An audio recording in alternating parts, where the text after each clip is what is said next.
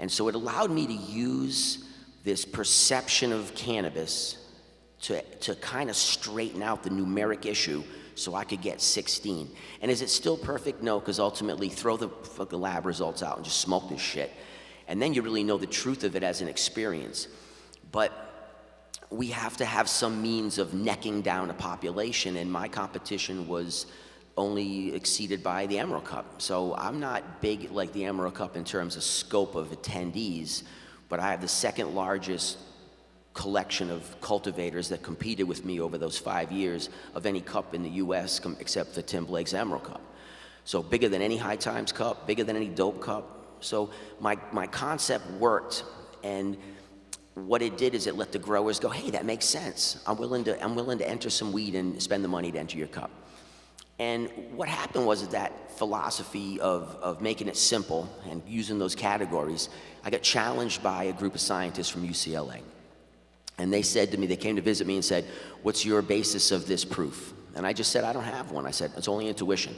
So if you want to challenge it scientifically, you're welcome, and then just tell me how it turned out. Because I own the cup and the people are agreeing that it works, and so I don't really need to worry about it. But you can definitely challenge it, and what I'll do is I'll give you all the lab results so that you can look at them as data points. So what they were able to receive was the largest collection of lab reports at one time ever handed over to a scientific group.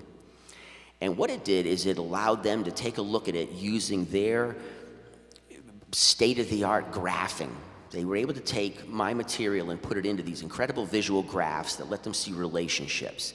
And they came back to me and they said, man, that was the most accurate breakdown we've ever seen in cannabis. And so I realized that I'd hit on something pretty clearly. Now this group, that was Dr. Abrams, John Abrams from UCLA. He forms a company called Fire Flower Technologies that they're gonna do something called I think it's called the Cannamark. And what it is it's utilizing the information that I laid out. It helps people understand that by looking at terpene relationships, you can get a very clear, distinct picture of how it's gonna affect you. So what we know is that terp profiles basically steer the car, and your chemotyping in terms of cannabinoids are as gas, pedal, and brake. So I can accentuate or slow down a direction, but the direction is typically dictated by the terpene profile. So the whole point of it was that we wanted to be able to make it easy for users to understand how to purchase cannabis. I realized from having dispensary operations for the last 11 years that I was in them. So I'm somebody who likes to be active in what he does so that I can kind of understand the issues so that you're not looking at it from this flying in the air perspective, but you're on the ground with it. And the reality is most people that come in really aren't educated in consuming cannabis. And they don't know. And they don't want to have to go home and take a special course to learn how to smoke weed. What they want to be able to do is have it simple and have it pretty accurate. And I wanted to be able to utilize a system that said, listen, if you want something that's aggressive and high, we send you into fuel zones. I don't care if it's a 14% Underdog or a 32% OG Chem from Ganja Rebel. It's going to still be a similar direction, aggressive. Then if you want to be relaxed, I can put you into earth tones. And we would usually call like stuff like bubbas, broadleafs, earthy coffees. Those have a relaxing effect, traditionally. When you swing over to fruit, that's uplifting. That's something that opens you up because those terp profiles are bright. They're also the most addictive. So any of these citrus terpenes are highly addictive, and that's why when you look at concentrates, you see the change. Cultivars were pretty skewed one direction, but when concentrate came out, all of a sudden the fruits became popular again. People be just loving it. Because once I turn the throttle up on the fruit with the extraction process, not only do I get a lot higher cannabinoids to play with, but I'm turning up an extremely addictive substance, which is these citrus terps. And the tobacco companies figured this one out. So when I was researching tobacco and trying to understand how they operate, that's what I realized is certain terpene groups are highly addictive. I couldn't find the ones that aren't. That was a funny thing. I could find all the addictive terps published, but I couldn't find any one that counter-affected addiction. So it's interesting. But the point is, fruit is highly addictive, but in smokable form in flower, because it's not so jammed up, it's not. And it just allows you to have a nice, pleasant uprise. And then stuff that's floral, we would call contemplative. And so floral would be something like Blue Dream. And Blue Dream gets a bad rap a lot of times, but it's the #1 seller in places like Seattle and San Francisco. And people that have tremendous amounts of money can buy whatever they want, and they still buy Blue Dream. And it's because Blue Dream, these floral categories work with, they have enough of a mental lucidity to allow you to do a technical job, but they have enough of a bottom end to give you pain relief so that while you're sitting hunched over a computer for 11 hours a day, you're not miserable. And so we use those examples of those categories, and those categories can be substantiated through terpene ratios and marking. A Swiss group came out, and a Swiss scientist said, look, we discovered cannabis breaks up into 4 categories. And it was basically limonene, myrcene, caryophyllene, and terpinolene. And so if you take a look at those varieties, those 4 categories, you can kind of see where these components would match. The thing with terp profiles is that they're misleading, because just because you have a major terp, it doesn't mean that the variety is going to only go that direction, because the minors influence it so much. And even when you do varietals where you're messing around with inputs and you're seeing changes in terp profiles, a lot of times the base varietal doesn't change dramatically. And so the complexity of the organism itself is greater than these little pieces. But you can make some really good generalizations that are pretty accurate most of the time. So the point of this is that you utilize this information, and the part I wanted to throw on was there's this guy named Dr. Jeff Turan, Tarrant. So Turan is a psychologist, and he's doing brainwave patterns on people who smoke weed. So he lays out his own testing system. He gets people to smoke. He measures your brain waves. He sees every person that's smoking, and he has different varieties, all the exact same brain waves. And so he says cannabis doesn't change people, all the varieties are the same. Dr. Abrams gets a hold of Turan and says, hey, you're clustering everything in the wrong category. You're giving everybody fuel-based varietals. If you swing it over to a fruit or a floral way on the other spectrum, let's see what happens. And the brain waves moved across that screen so clearly that it instantly established a reality that you need to have in what you're doing, because the problem with us as a culture is that we've been diminished for so long that no one wants to listen to us. And so what you have to do is you got to create information that's scientifically accurate so that they can't break you down. And then you make it simple so that the people who you want to really affect, which is your consumer, can utilize it. And so Dr. John Abrams from Fireflower Technologies, that's the one that's doing the marking off the work I did. And he's creating a wonderful system to make it simple. And I have nothing to do with these guys, so this isn't a business pitch. This is just work that I did, that I came up with, that other people saw, validated, and used to build their own direction. But Tarrant's work quantifies this clearly, where you can see the brain waves move clearly from the clusters. So now what you have is you have a proof. And that proof allows you to be able to tell the customers, this is the direction we're going to go. What you need to understand as cultivators is that those directions allow you to realize that people don't really give a shit what OG they're smoking, as long as it's a good one. And so if you want a fuel, find a good fuel that works for you both as the chemovar, which is your chemical composition, and your cultivar, which is the chassis. And when you get the chemovar and the cultivar together, what you have is success as a farmer and a seller. And so you start to build your differentiation in your libraries through these 4 basic categories, because with the categories, and if they touch each other, that's where all the fringe varietals come from. Everything fits within these categories. And it seems broad, but it's pretty simple. If cannabis derives fundamentally from a single source or a very few sources, then really how much base can there be? So if we go back up into it, and we take a look, then we can say, I got you. I need to be able to catch these 4 major markets. And so the 4 major markets move. And you're going to find they move regionally, and they move with cultural shifts. Good song comes out and people are wanting that fruity, and then someone says, I got the gassy, and you just have to understand the shifts. And what it does is it allows you to build libraries that aren't redundant. Most people I talk to, when I look at what they have for stock, I always ask them, like, why'd you collect it? And they tell me, oh, well, this is this and this is that. And then they ask me, well, why'd you collect your stock? And I said, because all my stock makes money. All my stock is proven to sell to people. And they go, well, I'm not about the money. And I said, but money is an indicator of acceptance. And so what I'm saying is that these varietals, for some reason, absolutely attracted people, and they wanted to buy them over and over again. So that means that you're holding material in your hand that was very trendy at a time. It just means it has the base materials. I take a look at those and I figure where they classify, so that I don't start to weigh my library of 20 plants where 17 of them are fuel. I can say, okay, let's diversify within the library.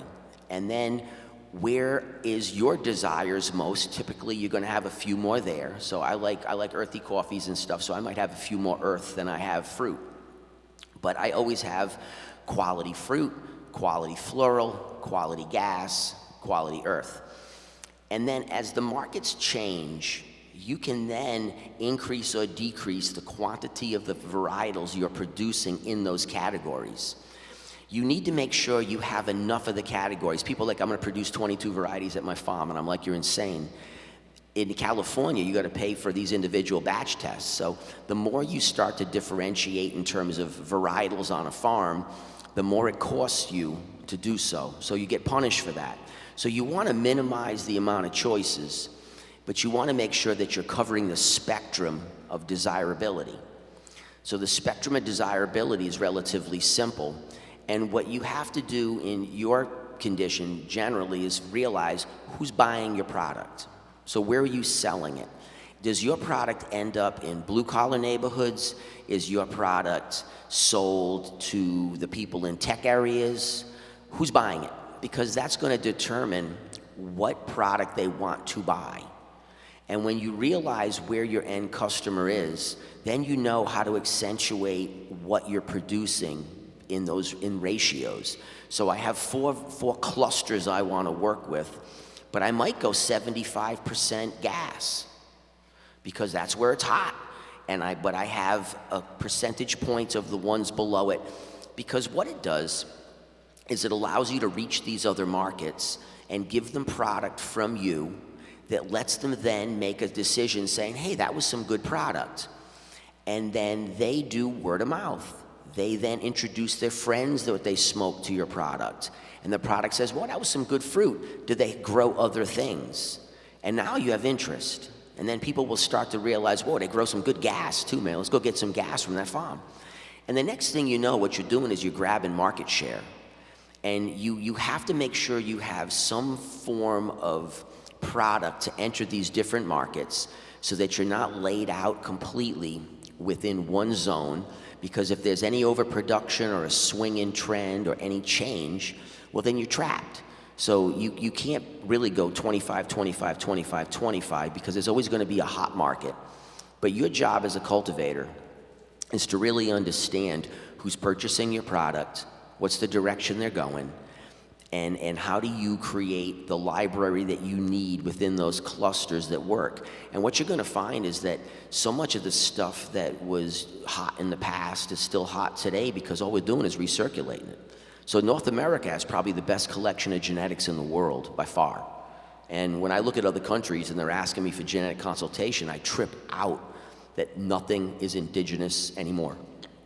All the native varietals from these countries that we mined our stock from are using our stock now, because the commercialization of cannabis drove an awareness of magazine pot, and nobody wanted any of the land varietals. The magazines drove morphological choices, where we suddenly started to see indoor. I remember when indoor couldn't sell. I tell this to people. I said, I don't want to hear this shit that outdoor doesn't sell. I remember when indoor couldn't sell, because people didn't go, what's that little tiny bag? That's not pot. I remember when perp couldn't sell. Who wants that dark weed? And it was because it was a new thing. And so the pendulum swings. It never stays pinned to one direction. And so the magazines pushed morphological imagery based off of indoor technology. And it was because you could constantly sell people indoor equipment and indoor fertilizers. But outdoor is basically, I can't really sell you the sun. And once you build your soil, you're not really putting a lot of inputs into it. And so that wasn't marketable. So if you go back and look at the evolution of indoor cultivation, it was driven through magazines, and you look at the picture, flip the page, there's the ad. Well, that convinced everyone that this was the right route. And so all these incredible varieties around the world got wiped out, and we're holding a lot of these gene pools here. We have better grass, and we actually have a phenomenal climate across the United States to cover an unbelievable assortment. And once you kind of understand this, you go, whoa, we're really a global producer. So people are saying they're gonna want, cheap pot from Colombia. Yeah, in the mid-market. So we're not the ones that have to be afraid of Colombian weed. The bigger companies sure the hell do. If you're a concentrate guy and you're pumping out biomass, you better be afraid, because they're gonna come at you aggressively hard. But they're not gonna be able to produce what we want, and they're not gonna grow long cycle killer sativas like we fantasize about, because they're basically gone. And so only in little tiny pockets does the microcraft exist in those countries too. So in your situation, my situation, East Coast craft situation, it's to take a look and realize, what do you have that's been run in your area that's unique, that isn't just an Instagram cut? Because Instagram pot looks really nice, but you don't want to smoke it twice. But most people are really running their shit off Instagram. And they're using social media as this incredible marketing tool because there's an anonymity to it. And so for everybody in the black market, everybody that was in a little more, I gotta kind of hide, but I can get online with a call name, Giant Buds, and people can see my stuff, and then I could do business. And the problem is that there's no connection to the people in that. There's no reality. And the people that you're going to sell cannabis to in the future might not necessarily want to go through 42 hours of Instagram pictures to find your farm. And so you're going to have to work off of different marketing. And I think that that's where the regional aspect has to come in, and craft people can actually work together in that capacity. Because what you can do is you can start to take a look at your region and figure out where are the pockets of the cultivators, what do we grow best in these pockets, in the categories that we can break up, how do we get differentiation, and who does the best job within these, and then under an umbrella of regional production, like with Dragonfly Earth Medicine, production standards, you start to have an ability to create a marketable product that doesn't step on each other's toes. Because you're all gonna grow the same shit. Whatever's hot, everybody's growing it. And then the problem is now it's not hot. And a lot of times people get into hot strains because they see them, especially where I am, I see this all the time. They get analytics. And they say, well, the analytics say that this is the hottest strain in the market, and that's why we should grow it. And I tell them, you're out of your mind. And they go, but the data says this. And I said, I know, but interpreting data is a science just like plotting data. And the interpretation of data says that some companies are so big that they can stuff the shelves of stores with the things they had to grow. It doesn't mean that the people wanted to buy them. It's just that's the only choice the people had. And so when you give people choice, all of a sudden you find a lot of this inferior Instagram weed is no longer valuable. And so you have to be really cognizant of it. And you have to be able to also use that Instagram branding to help you to get into certain markets depending on who you're working with. And if you're working with trendies, you're working with people that are caught up in social trends quickly, then you have to have some stuff that lays it into it. But that doesn't give you your global differentiation. That gives you short-term sales. So as you're trying to stay alive, you have to, as I keep saying, you have to build your regional base. You have to start to go through all your genetic collections. Someone yesterday said, I'm in Ohio, how do I get old weed? And I'm like, well, you go to old people, because they're the ones that have it. And they had varietals that are the building blocks of today, but they're different enough that allow you to be able to take that material and weave it into something that you want now, and have that old material be formed to build lines that you can work with as you go forward, so that you start to have the ability to create stuff that is absolutely yours. If you look up the Open Cannabis Project, so write that one down. This is important because you need to know how to protect yourself. So the Open Cannabis Project is run by Beth Schechter. And what it is it's about open source genetics, but it's also about how do you protect your genetics. And so she should have on that site listed, she put them up at the last event, some of the breeder rights and contracts, and Strainley's doing one, and Jerry Whiting's doing one, and there are these formats of what are the agreements that you have in utilizing genetics, and then how do we start to work to build lines that we can actually patent and trademark and protect for a region, so that you're not actually just growing someone else's stock and having to give them a portion of the profit, because your profits are not going to be devastatingly high until down the road when really differentiation occurs. So you're going to go through some lean times. And while you're going through this, you want to make sure that you're developing the ability to hold the things that you're working on. If you build stuff that fits, you have this beautiful cherry groves, you have an ability that you have an agricultural power here for a long time, you tap into that mystique.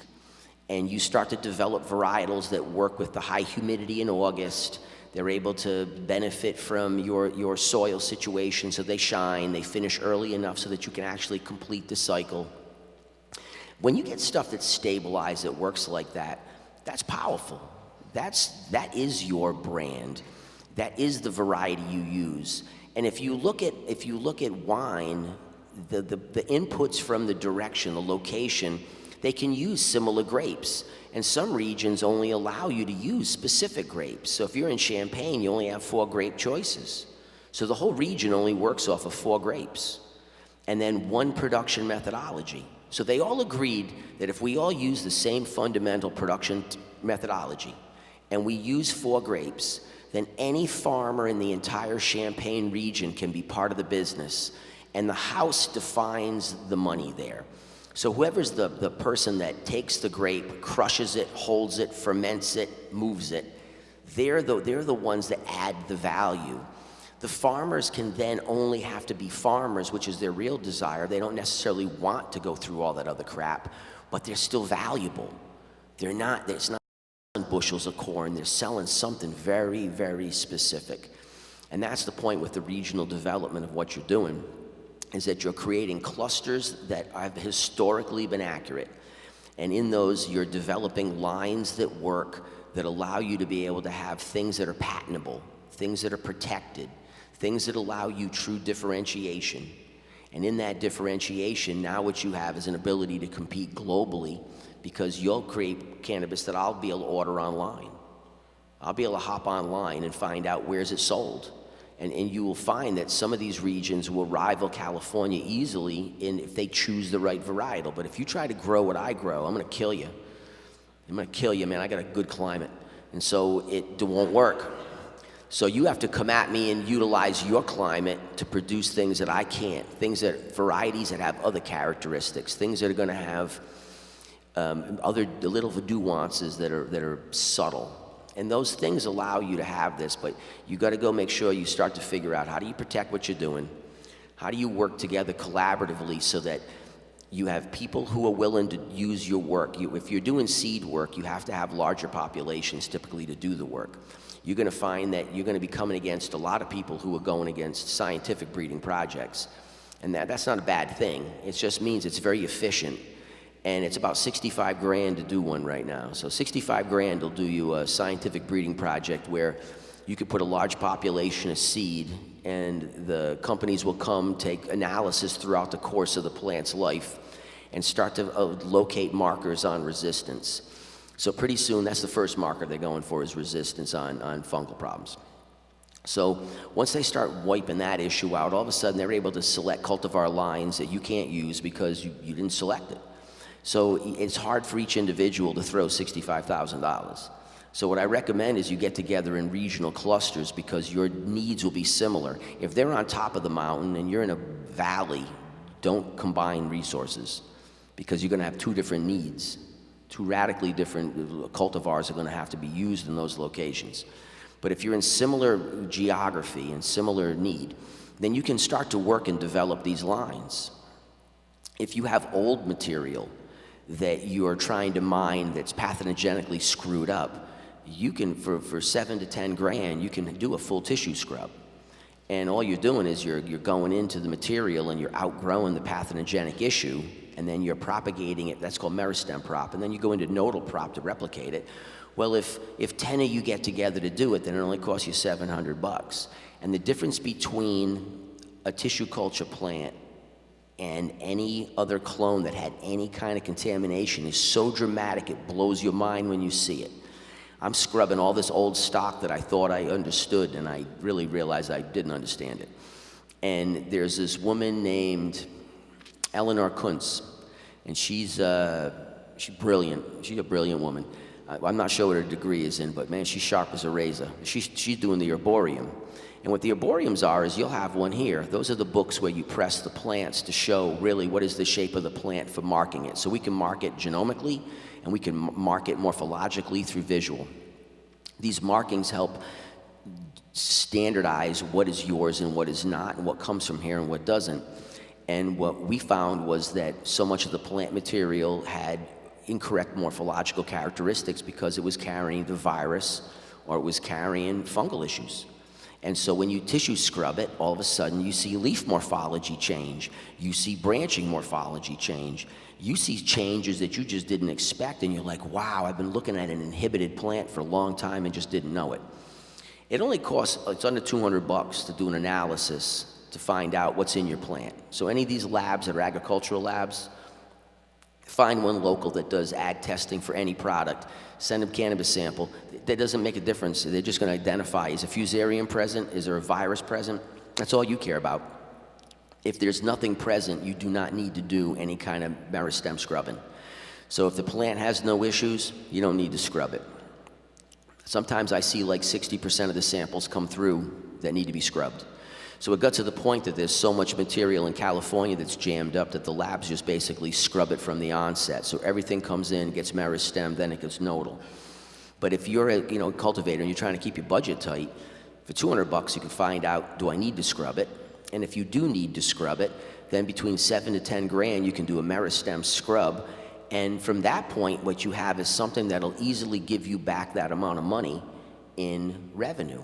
Because if I'm losing my production, and I'm losing terpene levels, and I'm losing cannabinoid levels, and I'm losing the ability for the plant to photosynthesize correctly, if I'm having uptake issues, that means I'm forming more chloroplasts in my leaves because the plant doesn't believe that it's producing enough sugar because it's not receiving enough sugar.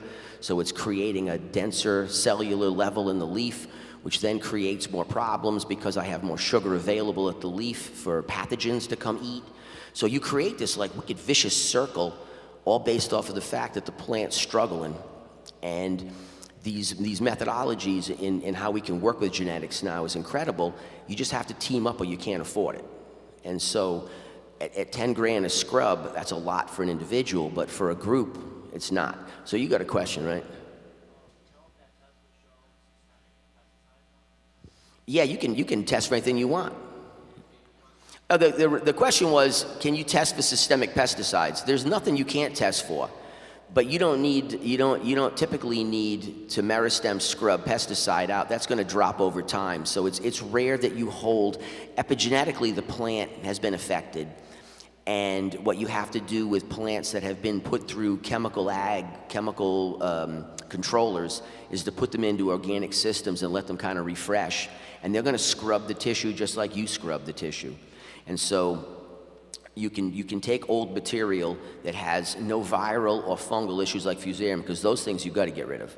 And then you can put them into, I use earthbox systems because they're just very slow. Earthbox systems, once they light up and move, they're great. But when you put the plant into an earthbox system for indoor scrubbing, I like to do sunlight on the plants because it gives them the best information. But in real life, you're not always having killer sunlight in the middle of winter. So you're going to have to use indoor methodologies at times. And the earth boxes are pretty nice because the plant has a different form of uptake, and it slows the plant down enough when you do the transplant that you start to see the plant change and start to shed tissue. And so when we put older plants in it, I watch them dump all the old leaf, and I watch new meristematic tissue come up. From those cuttings, I can send that in and I have cleanliness. But it's for viral contamination, and we see a lot of viruses now. You're seeing hemp viruses come into cannabis. And so we saw this years ago, they just couldn't identify it. And the viruses in some of these cases create these calcium chloride crystals that form in the vascular bundles. That's not what the virus does. That's the plant responding to the virus. And the response is to slow the movement of it through its bundles so it occludes them. And what happens is you have the same problem that you do with fusarium, where you're not having uptake and you're not having flow down, and so you end up having root die off, you end up having no lignification, your branches aren't solidifying, you're having just an overall lack of quality. If you have any of that existing in your farm, you're going to get knocked out, because the people that are coming into cannabis, the theory is they don't know what they're doing, but typically they can learn. And so that's the problem, is that when they learn how to do what they're supposed to do, they're going to know just what to do. And they may fumble with their $80 million facility for a little while, but they'll figure it out. It's like a really nice car. Nobody can drive it until you get somebody who can drive it, and then they drive it. And now everybody else is looking slow. And that's what's going to happen here, is these technologies I'm talking about and what we're doing, they're ones that you have to be aware of, and you have to be aware of them so you know how to use them yourself. And so I have a nursery facility that's only fed from tissue culture. What we found was, for all the years that I was in the business, I was the first person to have a vertical nursery in the country. Like the nursery model of coming into a store and buying plants directly from the manufacturer was me. It had never been done in California and never been done in the rest of the US. So I come up with this idea because I had run plants. But what we figured out was, let's figure out if we pull all the chems out of the controls and let's see what happens. And to do it in public is tough because you always look stupid when you make mistakes in public. So trust me, you're gonna make a lot of mistakes and you're gonna be in public in a minute doing it. It's all right. You're gonna make them. And what you're gonna do is you're gonna solve the riddle. And so what we figured out was that with the fact of the level of testing that was going to occur, that it was cheaper to use science than it was to try to play the game and fail. And so what I realized is, if other industries use TC as a methodology, then we should use it also. And you don't have to use it for your own home nursery, but if you move in large plant stock consistently, you are liable to litigation. And so if you suddenly have viral contamination that you can't see, pathogenic movement that you didn't know, you can scout the plants all day, but you're not scouting inside the cell, and you sell those plants and there's a failure, the people who fail will have them tested, and they will blame you for the failure, and you have a lawsuit on your hands. And there's a bunch of nurseries in California getting the shit kicked out of them right now because of that. Because it's too much testing with not enough of the chemical controls that the world was built on. So the expectation of perfection is not really real. That you really do have bugs on your plants once in a while. You do have some failures in the garden. That's normal ag. It happens. Pests do move into your world. And like Suzanne's always saying, you have to scout aggressively and have to look. But with some of these internal things, you can't see them. So realize that these tools that you're using, they're crucial. If you're in nursery and you're moving stock, make sure that you're using lab testing to determine are you clean. If you're propagating and you have material that you would really like to strike really quick, meaning cleaned plants absolutely propagate nicely. They grow better. They're more uniform.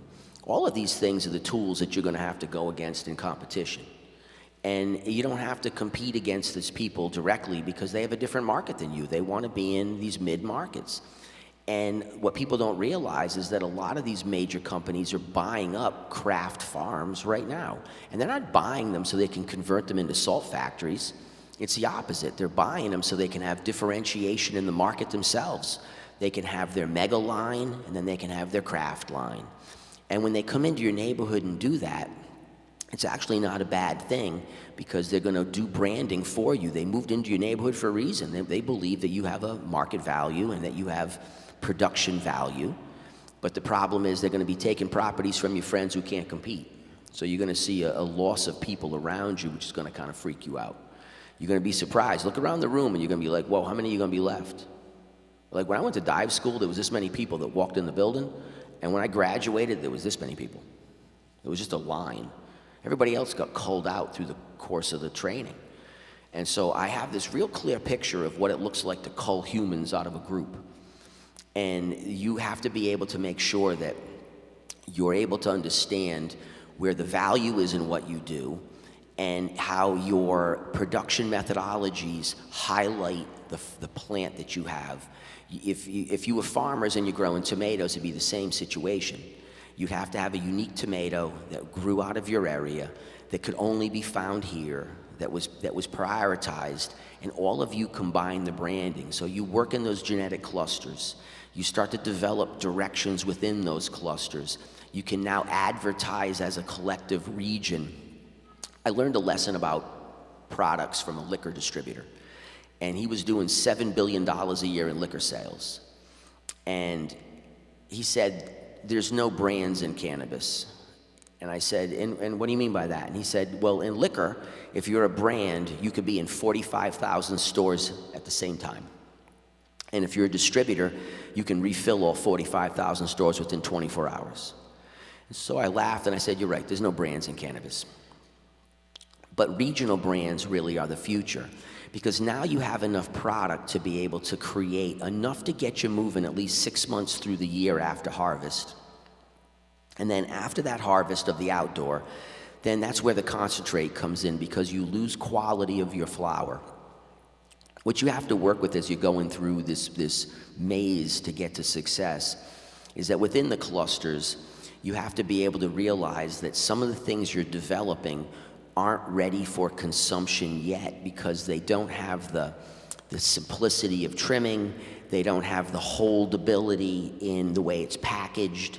If you don't have a vertical array where you harvest it, you're the one who processes it, your team packages it, it moves it quickly, then you have to have things that are really, really heavy sesquiterpene bonded varietals. Because if these ultra aromatic monos, if the distributor holds it in an 80-degree room for a while, you're done. And as a store owner, I see so much herb come in from people I know. That's the difference, is that I actually know a lot of the farms we buy from. And I know what the weed looked like when I was at the farm, and I know what the weed looked like when I'm smoking it at his house. But when I see it at the store, I'm in horror, because the supply chain really messed it up. It's like pre-roll market. If you're in the pre-roll market and you're trying to do premium pre-rolls, be careful, because if that premium, as soon as you grind it, you're oxidizing it. And as soon as you oxidize it and you lose that incredibly aromatic front end, you losing like the alcohols, esters, and the thiols, you're losing the monos, you have a product that's worthless. It's just not in the nose. And we want to shift into heavier bonded terps if you go in that direction. What do you got?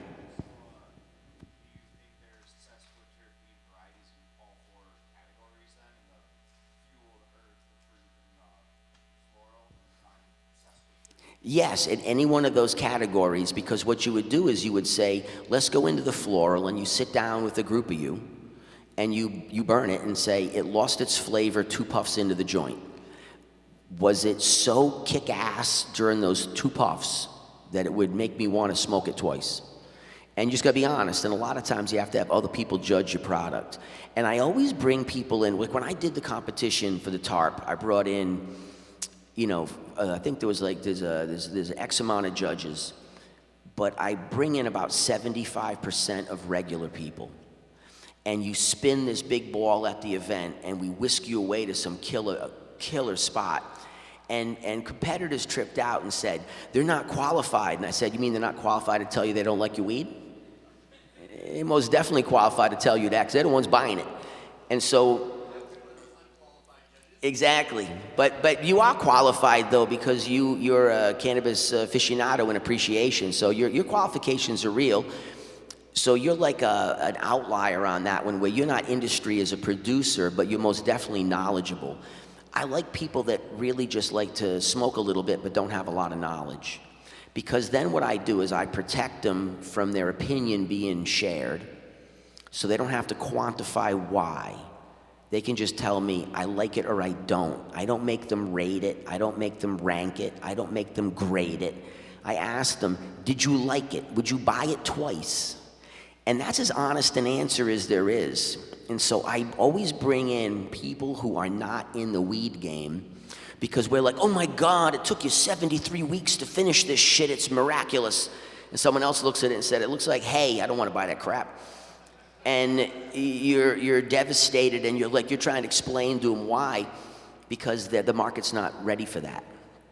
And when we start to have better supply chain management, when we start to have better control of the handling of the product, within those categories, you'll be able to start to find more refined and delicate profiles that we can then really hold. Things aren't meant for the market today because it makes you look bad. It really does. I see people trying to shoehorn stuff all the time. Remember when sour was hot and everybody's trying to grow sour, and I'm like, bro, your yard isn't meant for it. If you can't take that shit out to November, it won't work. And they're like, no, it's what's hot. And I'm like, no, half-done pot is never hot. And people just don't understand that you can't ride those waves. You can't ride those trends if they don't apply to you. And so you have to understand your position in time of where you're at. And you have to realize that as the knowledge increases, we'll see this radical change in numerics and how we perceive them. And we'll start to see an appreciation for a lot more material, where you'll be able to start bringing in really way more balanced chemotypes. So you'll see the CBD revolution's on, but mostly it's because people were able to find a loophole in the system through hemp to get oral suspension CBD delivered. Well, the FDA just took that right out of the game. So you're not eating CBD anymore. It's already off the shelf in California. The FDA is busy. And so they're sweeping it, and they'll take oral suspension CBD and make it go through the cannabis regulations. It gives them duality of licensing. It gives them a lot higher taxes. The real money in hemp wasn't in any other product but oral suspension. So the most valuable product that you could make with hemp, previously, has been removed from that range. So what it does, it allows you under cannabis licensing not to have to worry about this point number and say, oh, I'm going to exceed my numbers. What it does, it lets you start finding balanced chemotypes again. And you're going to be surprised at what you're going to see come forward, because so many of the new people are unable to function at the higher levels. And I don't believe the propaganda so much, but I definitely see a tremendous amount of people who aren't from the heavy consumption world toxified on heavy weed, where they really are having emotional problems. They really are having anxiety issues, because it's like having somebody who doesn't drink and you're giving them shots of moonshine. You don't introduce people like that. And these people don't have the same tolerances, and they also have different desires of what they want from the experience. And so the categories in terms of how we perceive them don't change. The chemotypes within them in terms of cannabinoids do, and the ratios do. And so if you just see these pictures and you're always unaware of the fact that nothing really leaves those categories, because that is the categories when you look at it. If you take all the categories and you lay them out and you lay all the varieties we know, they lay along this line in a pattern that's mind-bending. And so once I started to see it, I realized that we can use that tool, and then we adjust as the trends change in terms of what we're producing. What do you got?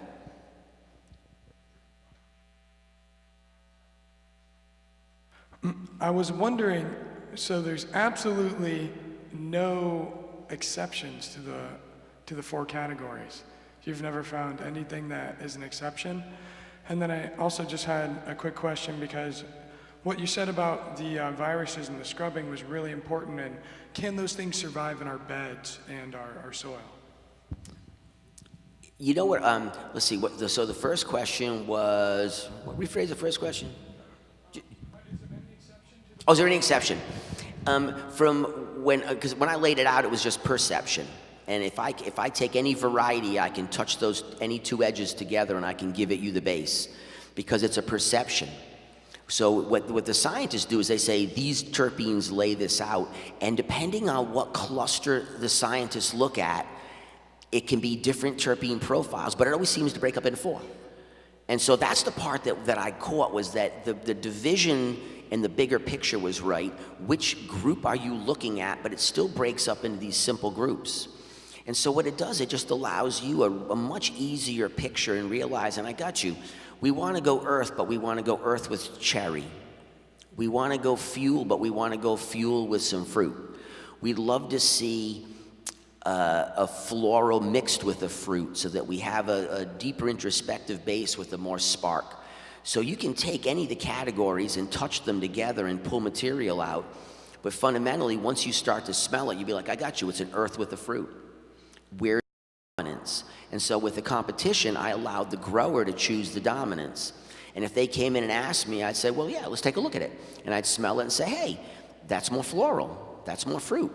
And people thought they were going to be clever and say, well, if I enter my varietal in an earth category and it's an OG, then my numbers will be so high I'll win, and I'll be able to get in the competition. And I said, great, and I'm going to get you on stage and I'm going to grill you on that shit. And you're going to have to explain why you put that varietal in that category. And most people don't want to have to get caught in a lie on a microphone, right? Like this is kind of where it gets scary for people, because you're exposed. So most people are pretty honest about it. And remember, it's an overall big picture guideline. It just allows you to understand that the market moves within those categories. And I've been able to play the game for a long time differently because I've had cash registers. So cash registers let you ask a lot of questions and answer a lot of questions without a lot of bullshit. The register says, this thing moves, that's why I'm into velocity. What's the rate of speed your varietal moves compared to my varietal? And that way what we can do is we can compare which ones actually move the fastest if they're given the choice. So I give you the options and I set it up. What I do this is a good one too with velocity, is I take people that are in very high level markets where they have people with absolute income and choice. And I let those people take a whole bunch of the varietals that I hold, propagate them and grow them themselves in their production system. And then we can compare where the speed is within choices. And what it does, it always lets me know that all 4 categories done correctly sell at the high level. And depending on where you're moving it to, different ratios of quantity, but high level is high level. And you can calibrate yourself by that. What do you got? There's a question from the online. They said, how would someone determine which of the 4 varietals that their cannabis is, if they're trying to make sure that they put it in the right category? Maybe they don't quite have the education that we have. Smell it. Straight up, that was the beauty of it. That's why I came up with it. I wanted it as simple as possible. And I said, how do you perceive it? Because ultimately, your nostrils we're not a dog or a bear, but we're pretty good. And we can say, is it earthy? And typically, if it smells earthy to you and you consume it, it's going to take you on that relaxing ride. If you smell it and it's gasoline, you can kind of assume it's going to be aggressive. And the same thing with fruits and florals. And florals, we would say herbal, complex. And fruits are anything in any fruit category, from grapes all the way through lemon limes. So what it does, it allows you to realize that most people are first going to use their nose and smell it, and they're not going to say, oh my God, that's incredible ocimene profile. They're going to go, that shit smells like a banana. And because who's educated in these verbiage, right? And so we get caught up in this, but the bottom line is that you're overwhelming people. What you want to do is you want to catch them, you want to inspire them, and then they'll hunt the information themselves, and they'll be able to come in and say, man, I love a fruit, but I love it where it's ocimene dominant. And they'll be like, oh, we have that. What you got?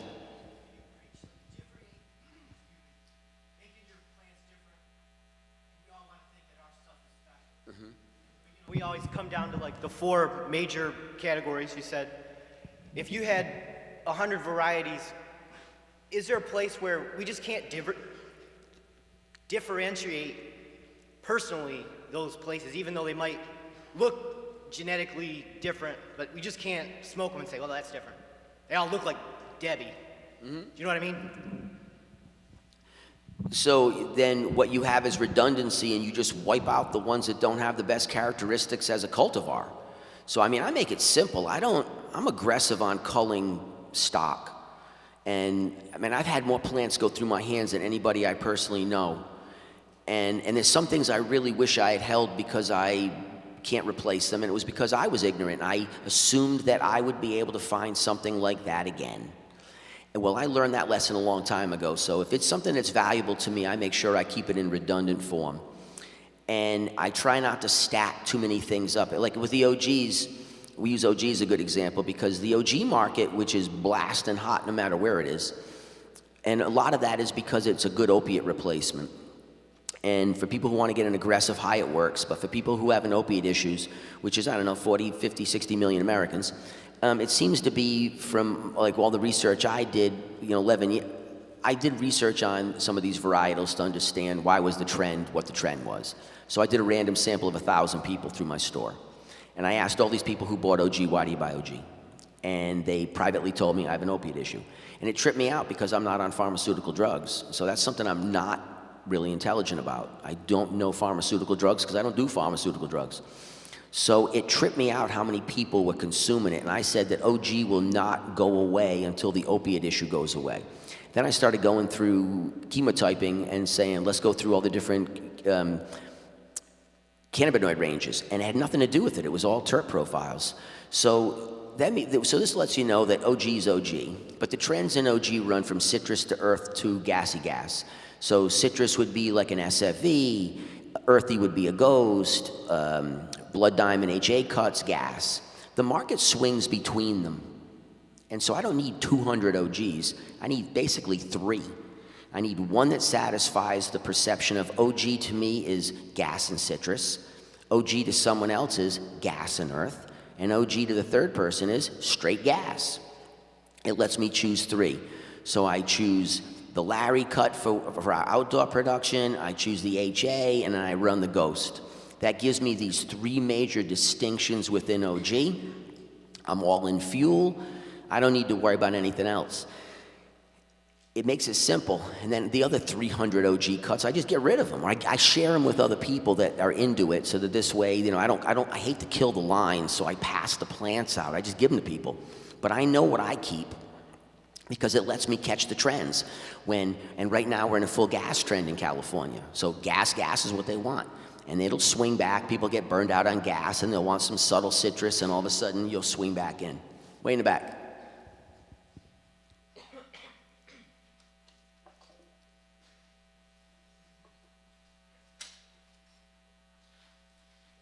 You gotta love this giant bubblegum thing on the end of this thing. It's hysterical. He's got a green one down the other end. Okay, there we go. So, yeah, this is all new to me as far as the 4 profiles. And, okay, I can see where the floral, you can have different kinds of flowers, and then the fruity, you got all the different kind of fruits. I'm having a hard time trying to distinguish the different earths and the different fuels. I mean, they seem like there's only so many, you got a fuel thing. How many fuels are there? How many smells of earth are there? I mean, is it a forest floor smell? I mean, what is the earth? So I just wanted you to maybe go into the distinction between fuel and earth. Fuel is gas. It's pretty clear when and the thing about it is there doesn't have to be too many fuels. Nowadays, it's basically chem-derived. And so but that is not the origin of gas, because we had gassy grass that was coming out in different morphology that had nothing to do with chem lines, weren't connected to chem, that had that tone. Chem releases some incredible cannabis into the world, and that's where the predominant direction is flowing through, but it's not the origin of it in cannabis. These things have always been present. And so I think that when you're defining it, it's easy. It smells earthy. Earthy in what way? Like a dirty floor. It smells earthy like what? Like earthy coffee. It smells like rotting wood. Gas smells like, man, that's kerosene. No, that's gasoline. No, that's diesel fuel. You differentiate it in that way because the people that you're trying to sell the product to are not going to be, you're not going to be able to say to them, hey, this little subtle bit of humulene has changed your earthy profile. And they're like, what's humulene? Unless they're brewing beer, they don't know.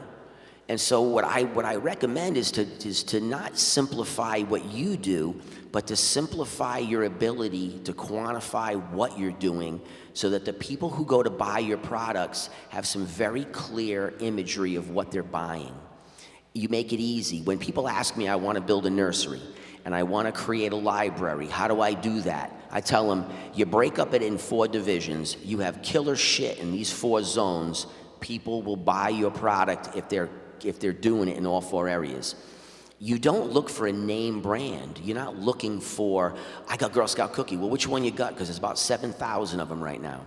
You got the cookie that does what you want it to do, which means it grows on your property, and it gives the people what they want, which is a heavy cookie dough, earthy base with a little slight bit of gas, and it has a visual complexity that makes them say, ooh, I recognize that. And so it doesn't have to be this certain cut. Certain times that certain cut is the one you want, but for a lot of people it might not be right for you and where you're growing it. And so that's why the categories work really well, because it allows you to realize that you don't have to shoehorn a cutting into what you're doing. And even with like lines that you're working with, Gene, I love Mean Gene's work, right? Because Gene only works so many different parental stock lines.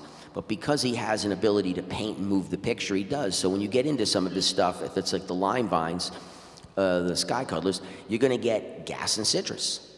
You're going to get some lime flavor coupled up with gas. Which cutting, I don't know, which ones work for you on your property. If you work the seed lines, they're all pretty consistent in that area. And that's what you're trying to do in your region, is to create in these categories lines that work for you that are different than the lines that work for me where I am. And you're going to pick stuff that's going to have quality. What you have to do, though, is whoever's the best seller of the product that you know, let them tell you if it's quality. Let them be honest. And then get a couple of people who don't deal at all and say, would you buy it twice? We get it. We fall in love with our breeding work, and we fall in love with our plant because this is the plant that bought my house. This is the plant that put my kid through school. Well, that was because the market was different, and now they have choices, and that's not the choice they want. Can you use that plant to base your new work from? Is it something that you want to carry forward? Can you modernize it? Can you spice it up? Can you put a little twist and add to it?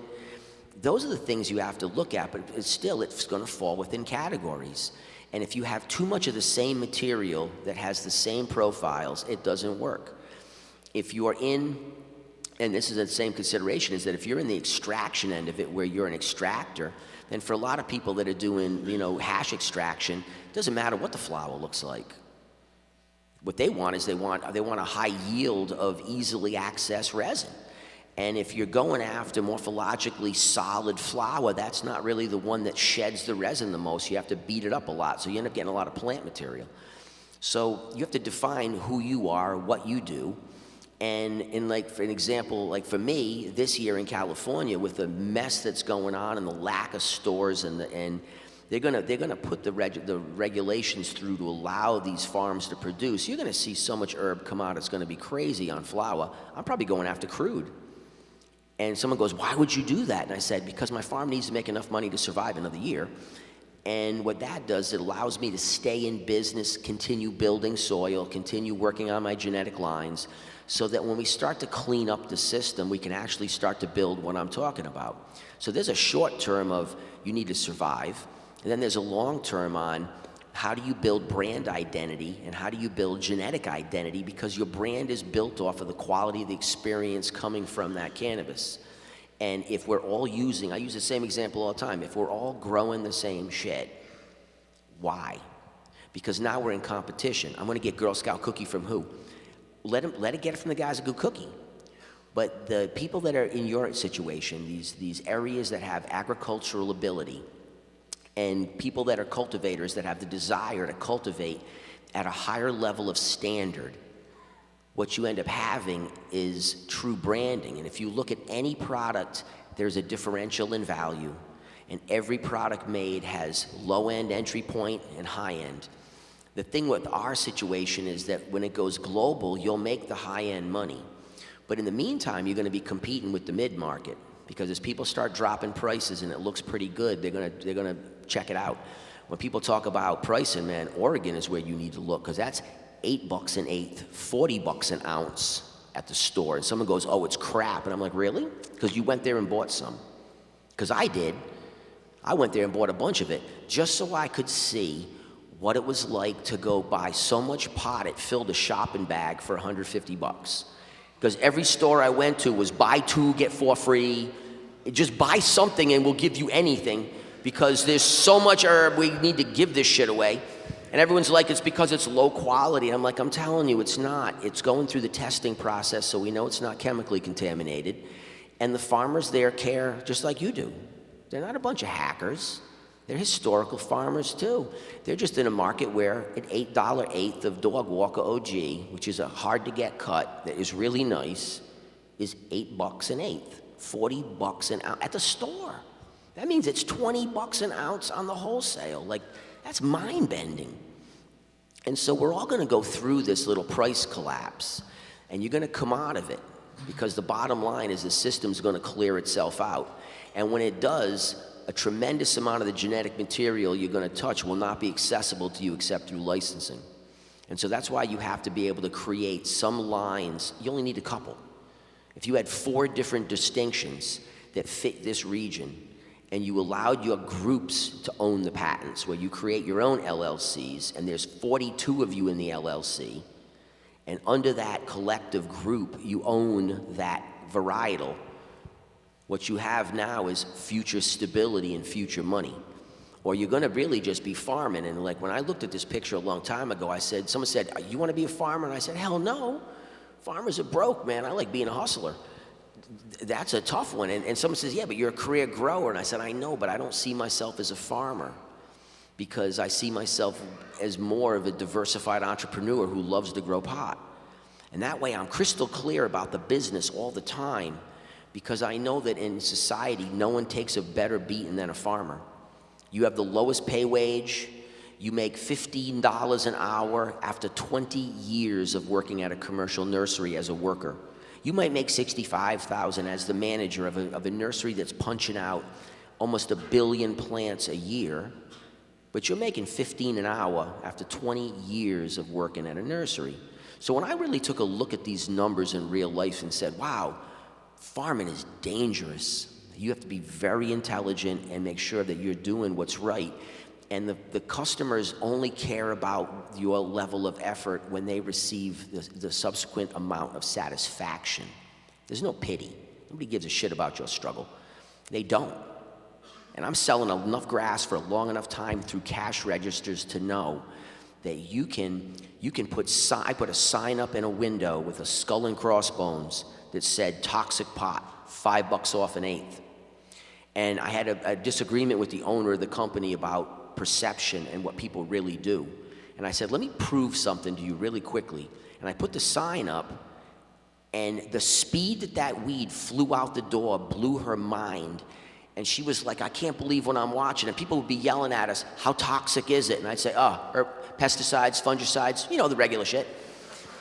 And they'd be like, I'm cool with that. And they'd call their friends, and it made this woman almost cry, because she had this belief that people really cared. Most people don't have disposable income enough to care, or you wouldn't be eating fast food, you know? As a commercial farmer, how do you get past that point?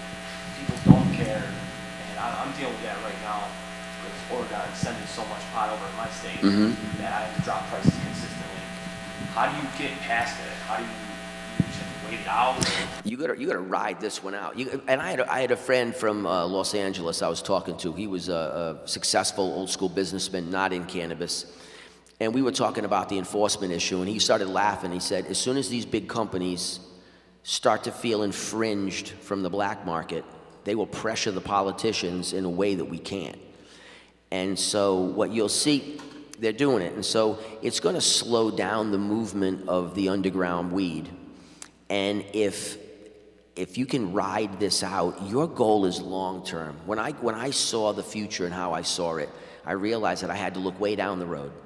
And I realized that what I needed to do was develop my property so that it had some emotional context. When people saw it, they went, whoa, that's pretty. That'll catch your eye. Then I had to make sure that they had products that they wanted to consume. And then I had to make sure that I wasn't pricing it out of existence so that only 3 people bought it. And your plan sometimes requires you to run your operation, but last year my farm sat fallow because there was restrictions that were placed on me that would have forced me to plant in August. And I said, why? Why even bother? Why chase the risk? Is it really worth it? And I said, no, I'll just continue working at something else while I'm keeping my farm alive and building my farm. And that's what I recommend to people, is that sometimes you can't just depend on the thing that you love to feed you like you have. You have to realize that protecting the property and protecting your location and your value is really the important part, because your game that you want to be in was back then and down the road.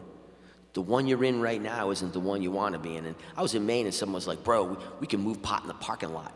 We still can sell it in the parking lot. And I said, trust me, when your regulators get a hold of this, they're going to cut that shit right out, because how do they know you're paying the tax when you're slinging it in the parking lot?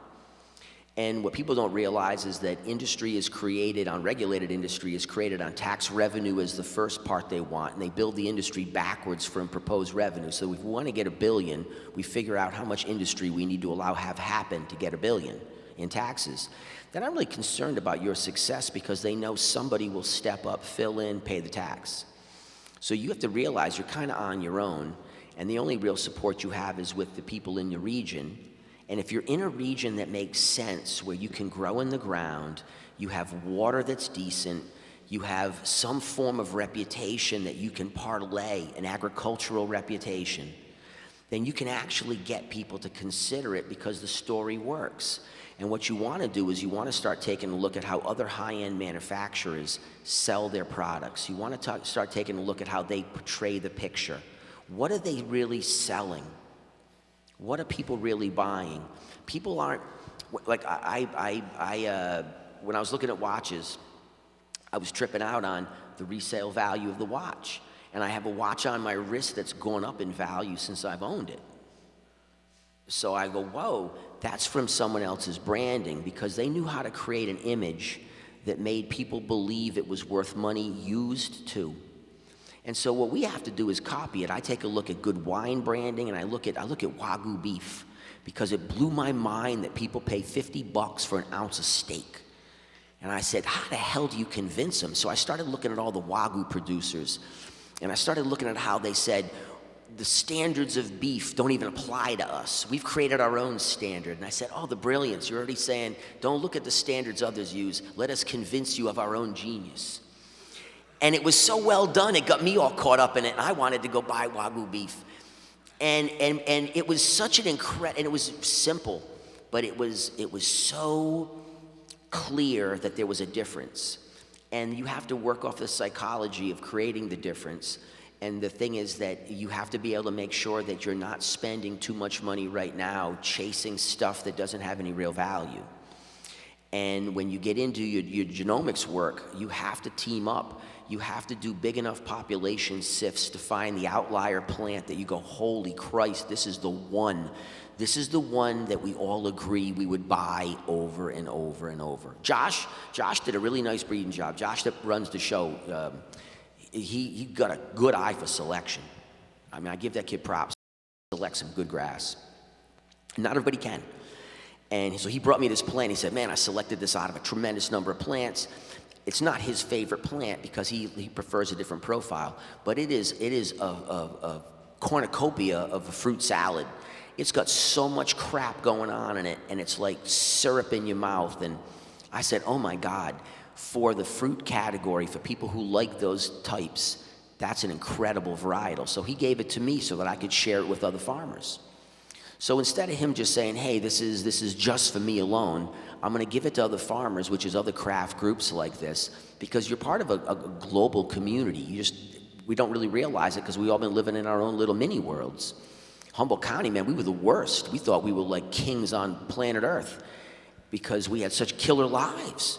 And then all of a sudden that changed and we realized, holy shit, And for me to travel around the world and see all these groups makes us realize that our population is small, but it's real. And within that population, we create that as a global branding. We start to develop material that's unique to our regions, that fits within known categories to make it easy for you to have no redundancy. So you're not overloading a single level. The same products come out, but enough differentiation that showcase, and then you work with your group so that the farm has enough product to produce, and you fill the void. You don't have to go buy more farmland to keep producing. You can work your farmland.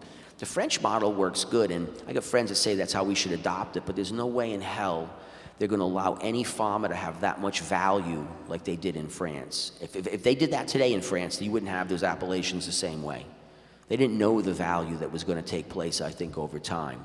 So we're in a little different situation, but the realization that your zone, all of you could producing the same cannabis, and you would not be competing with each other, because really down the road, it will be moving into a much bigger basket. So you got a question?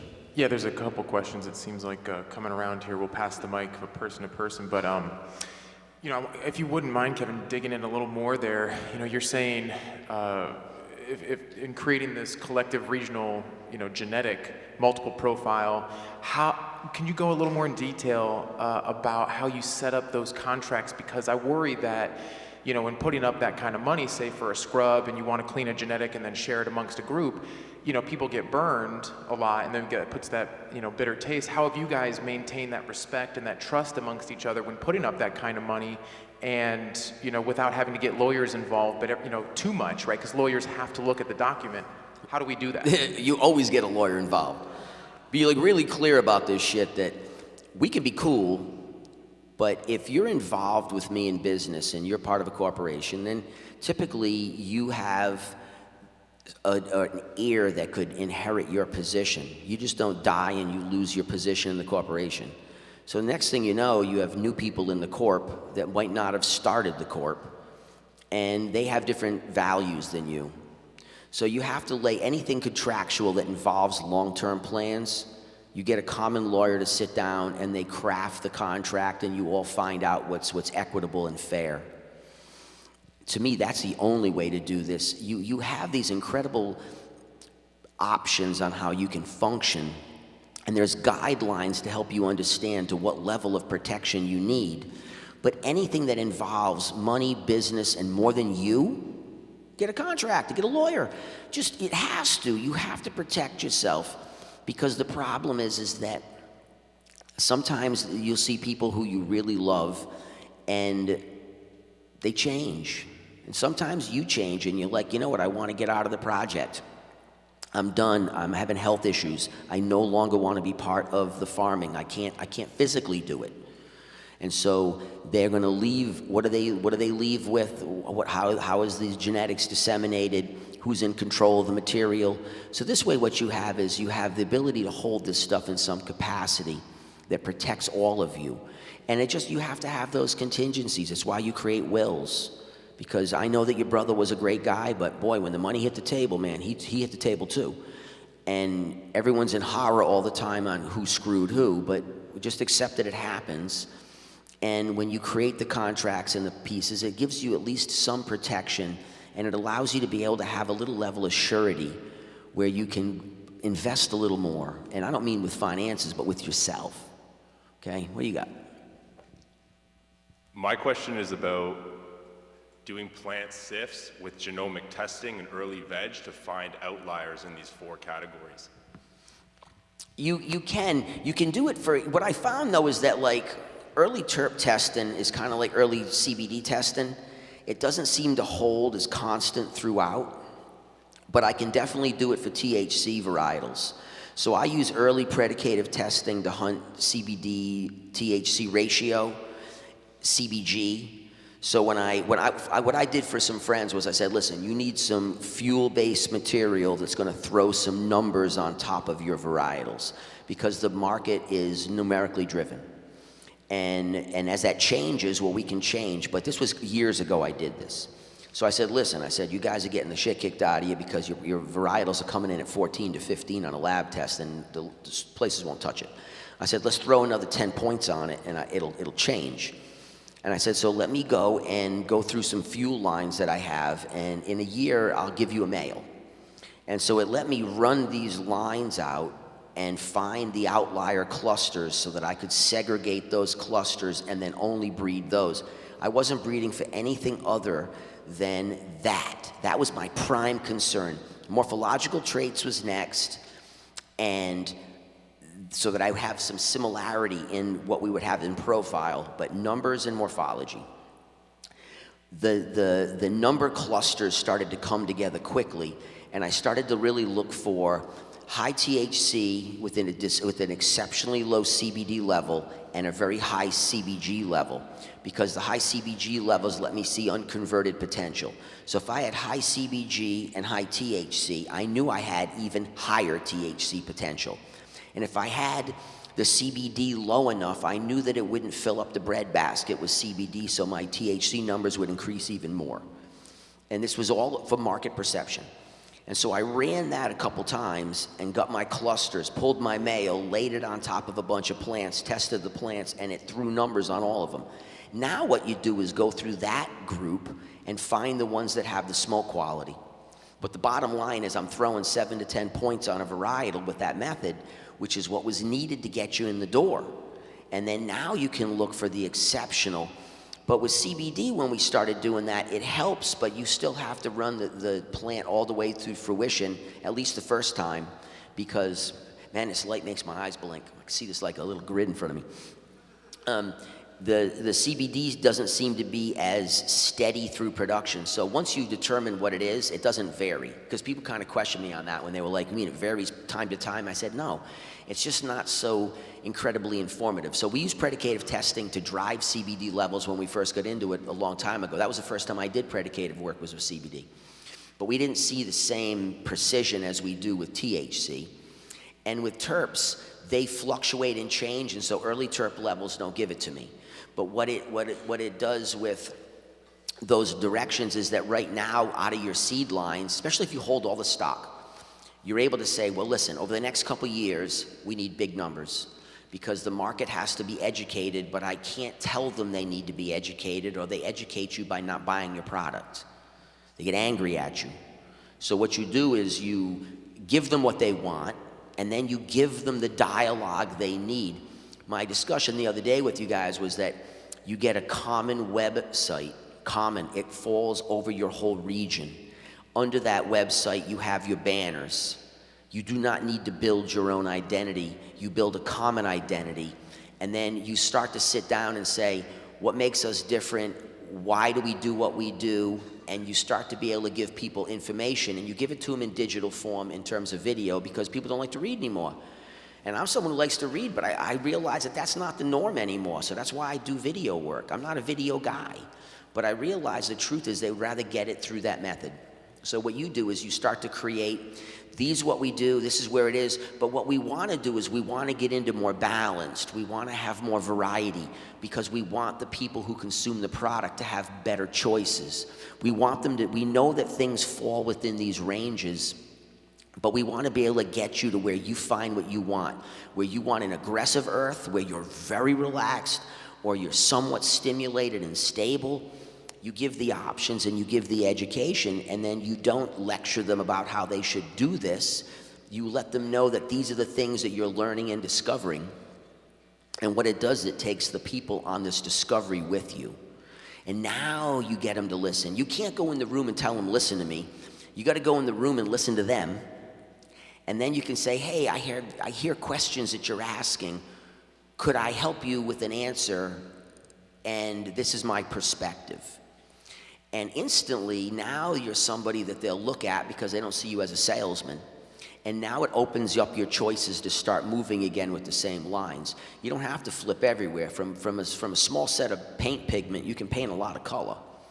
And you just have to be aware of where you are in time. So in the future, the numerics will matter if we're hunting specific cannabinoids, where, hey, I noticed that for me, I really benefit from higher levels of this. And you're like, hey, we noticed those higher levels are in the fuel lines. We noticed those are in the fruits. We've noticed that this production methodology, I was talking to Steve the other day, and he was talking about experiments that he ran where he noticed elevated levels of THCV. And so he ran it over and over again to prove it. And he said, whoa, we found out that if we do this, we can increase these levels.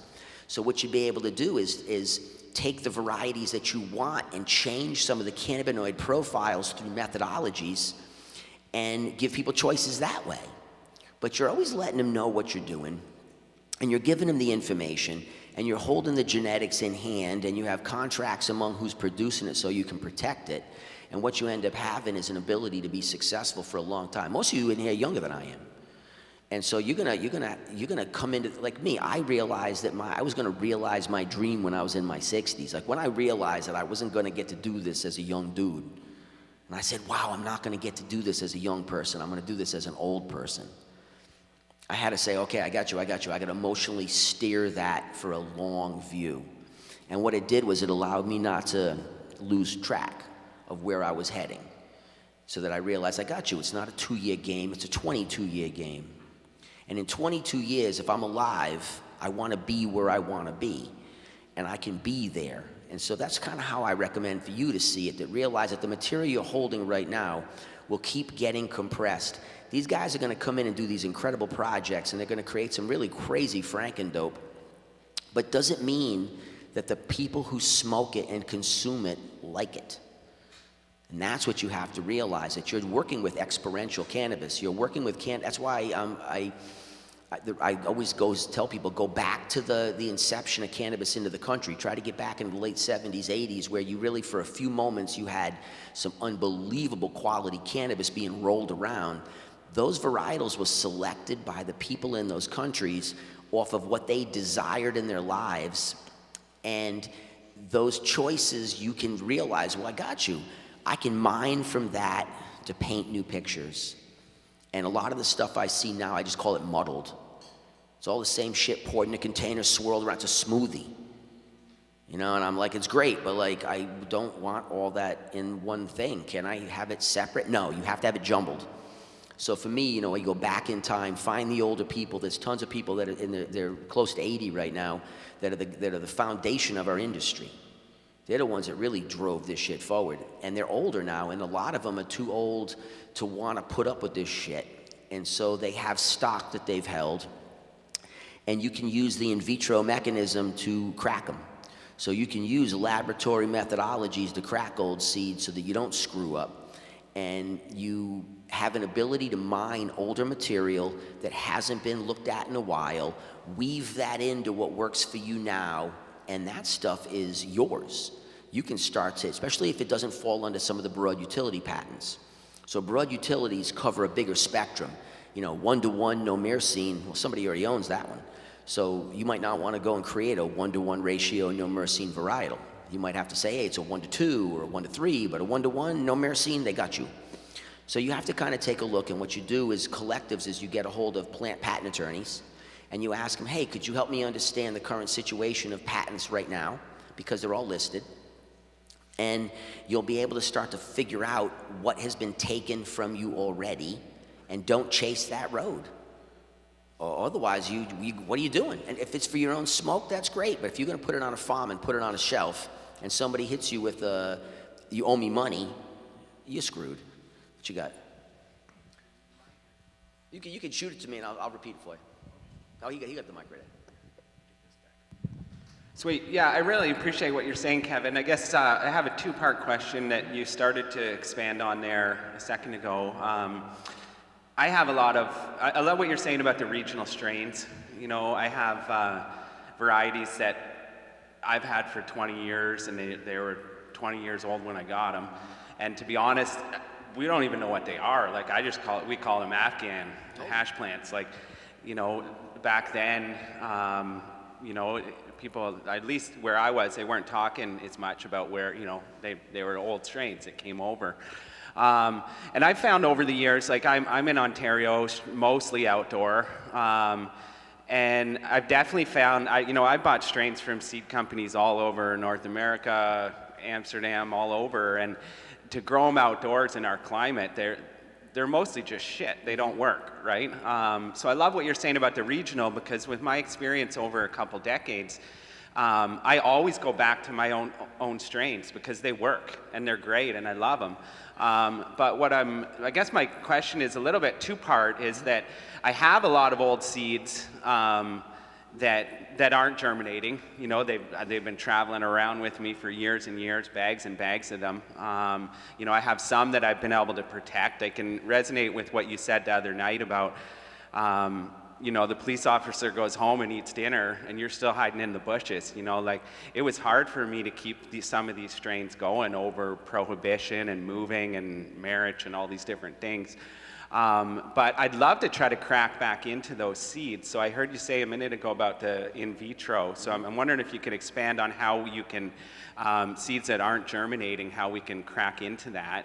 And then the second part is just sort of around tissue culture. It's something that I want to look into, and I realize that, you know, you need labs and everything's got to be clean, but I'm wondering if you could talk a little bit about if tissue culture is something that the home grower could potentially set up with extra experience and maybe knowing some people that work in labs, but do you see it in the future as being something that's specific to like labs and white coats, or is that something that technology, those skills can start to eventually transfer to like smaller scale craft growers? That's a good question. The first one is with the older stock. In vitro just means you're using a petri dish and you're laying the seed into it, and that petri dish solution is going to buffer it, and they're going to be able to open it up in a method where as soon as it starts to open, it's receiving sugar source and hormones to move forward. And the seed stock is too, I tell people all the time, and I've opened up a lot of seeds. So someone always gives me a lecture on how to crack seed. Oh no, if you do this, it works. And I'm like, this shit's priceless. If you screw it up, it's gone. And so I waited a long time to be able to get material into a lab so I could have them do it in a test tube, because the material you're holding is not replaceable. And so all that old stock, I get old stock from people all the time, and I tell them too, I said, no, you don't got to give it to me, just hold on to it, and I'll get it into a scrub, we'll open it up. And that's a tool that's coming. So you're going to be able to have laboratories. California's, I think, popping like 400 microcrop labs. So we're about to have 400 new laboratories. Everybody's got a lab. The problem with microcrop is that, yes, you can do it at home, but most of the stock you're propping at home, you're kind of muddling your way through. And when you're looking at a professional prop operation, you're looking at about 10 different hormonal formulations that you use to determine where your direction lie. So I take a plant, I'll take 10 cuttings, I'll lay them into 10 different formulations and see, do they work? The problem with cannabis tissue culture is there's no data on recipe. And so about 11 years ago, a friend of mine was a college professor who had his own private microprop lab in his backyard in a container. Brilliant dude. And I mean brilliant, and I watched it kick the shit out of him, but I finally saw him strike this white Russian I had, and what I saw was a replication rate that blew my mind. So it allowed me to see cannabis being reproduced at a phenomenal level of efficiency and quality. But he could only get out of those 40 plants that I brought him that he worked with for a year, he could only get really one of them dialed in, because it takes a lot of work. And so what happens is that you lay out your initial 10 and you find one that works best. From that 10 solution, you then do it again. And you eventually start to find the formulation that works best to give you the most consistent rates and allows that cutting to actually survive in that formula. That's time, and that mostly is people who have a really high level of chemical knowledge, where you have a chemistry degree. You're really pretty bright on this one thing. Most of the propagators I meet have PhDs and have 10 to 15 years propagating something, strawberries, orchids, fruit trees.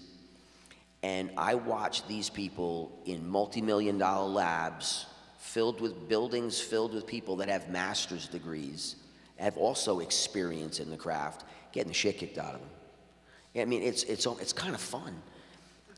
Well, it is. It's kind of fun because, you know, we always think science is so powerful, but it's really nice to see scientists kind of humbled.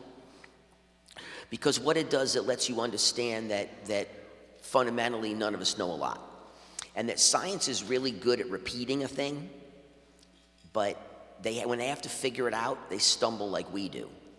And so when I see people at that level of intellect, with that level of infrastructure, with that level of experience, getting the shit kicked out of them, then I tell people, don't waste your time trying to do it yourself, because the prices will come down. The prices will come down. You don't have to pay 10 grand to prop a plant if it's a strawberry, because they already have the formulas. You just go pick up a strawberry plant, you know it's virally clean. And so you'll have labs pop up in Michigan, and you'll have an entire cluster. You go and do a contract with the lab and say, hey, we want you to scrub the material and we don't want it released. And you don't need to put a lab together. I watch people do this all the time, and I'm like, why would you build an entire lab when you could go buy the plant?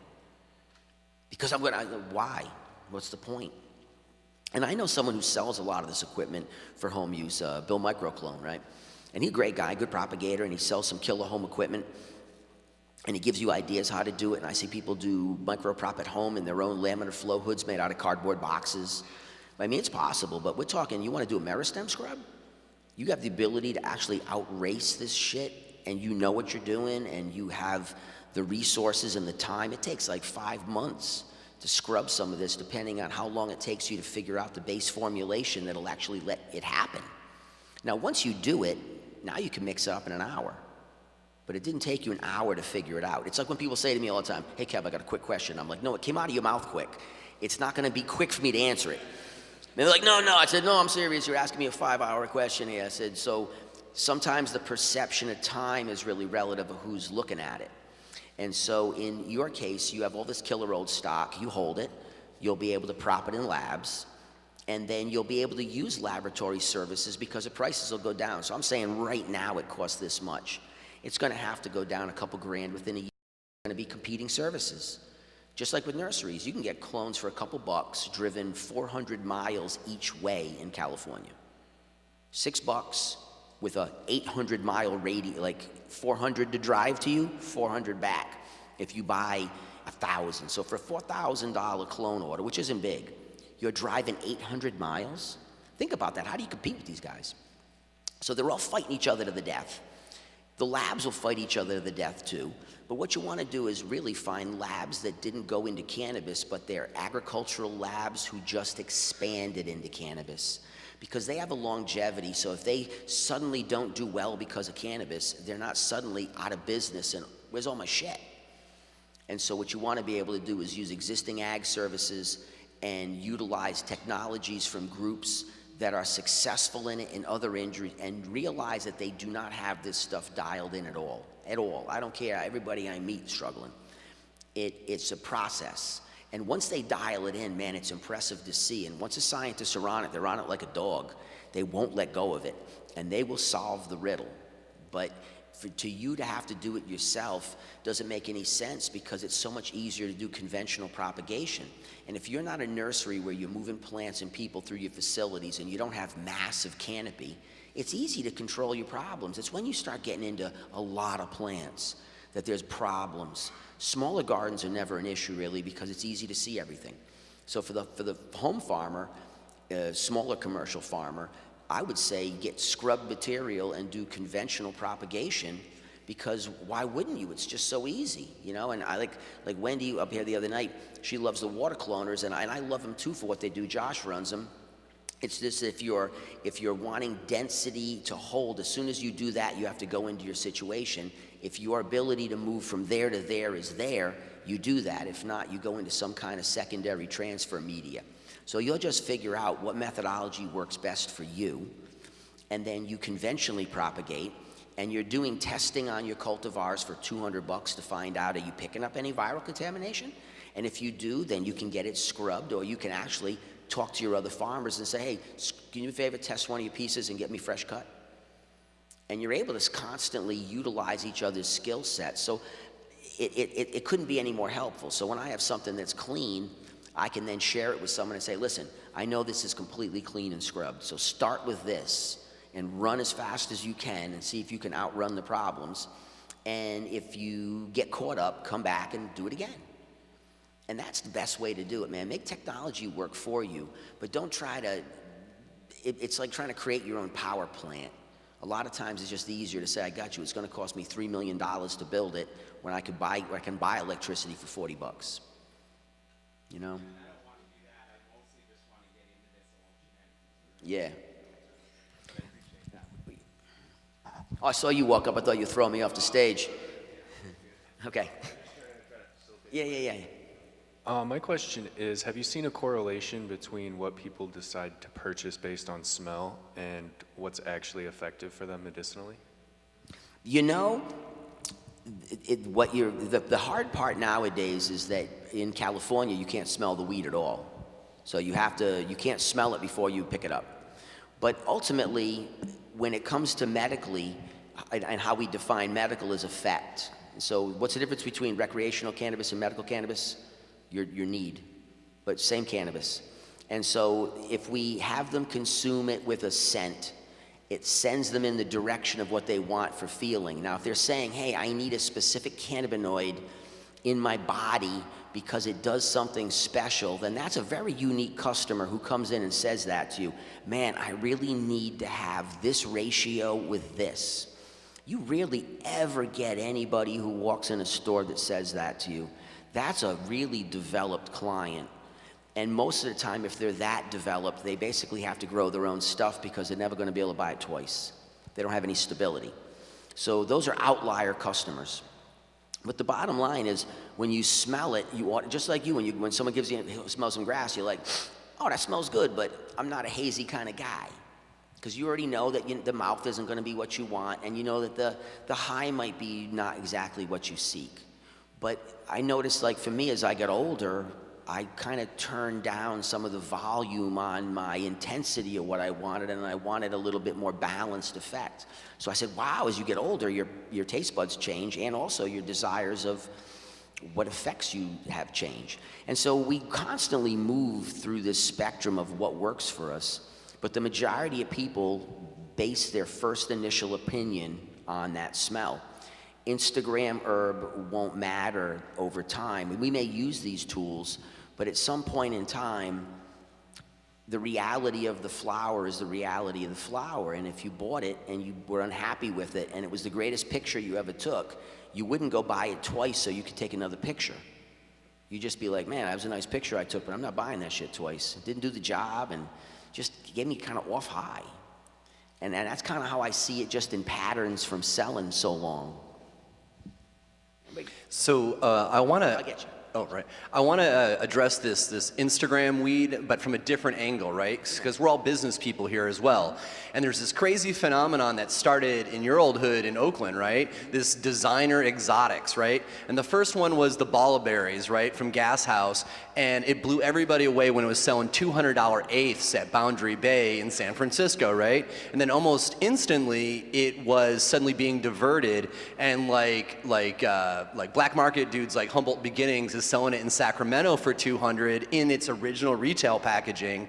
And then suddenly folks in Florida are like, I want to do that too. So they fake the packaging in Florida, and now they've got like Balla Berries like that are being produced locally, right?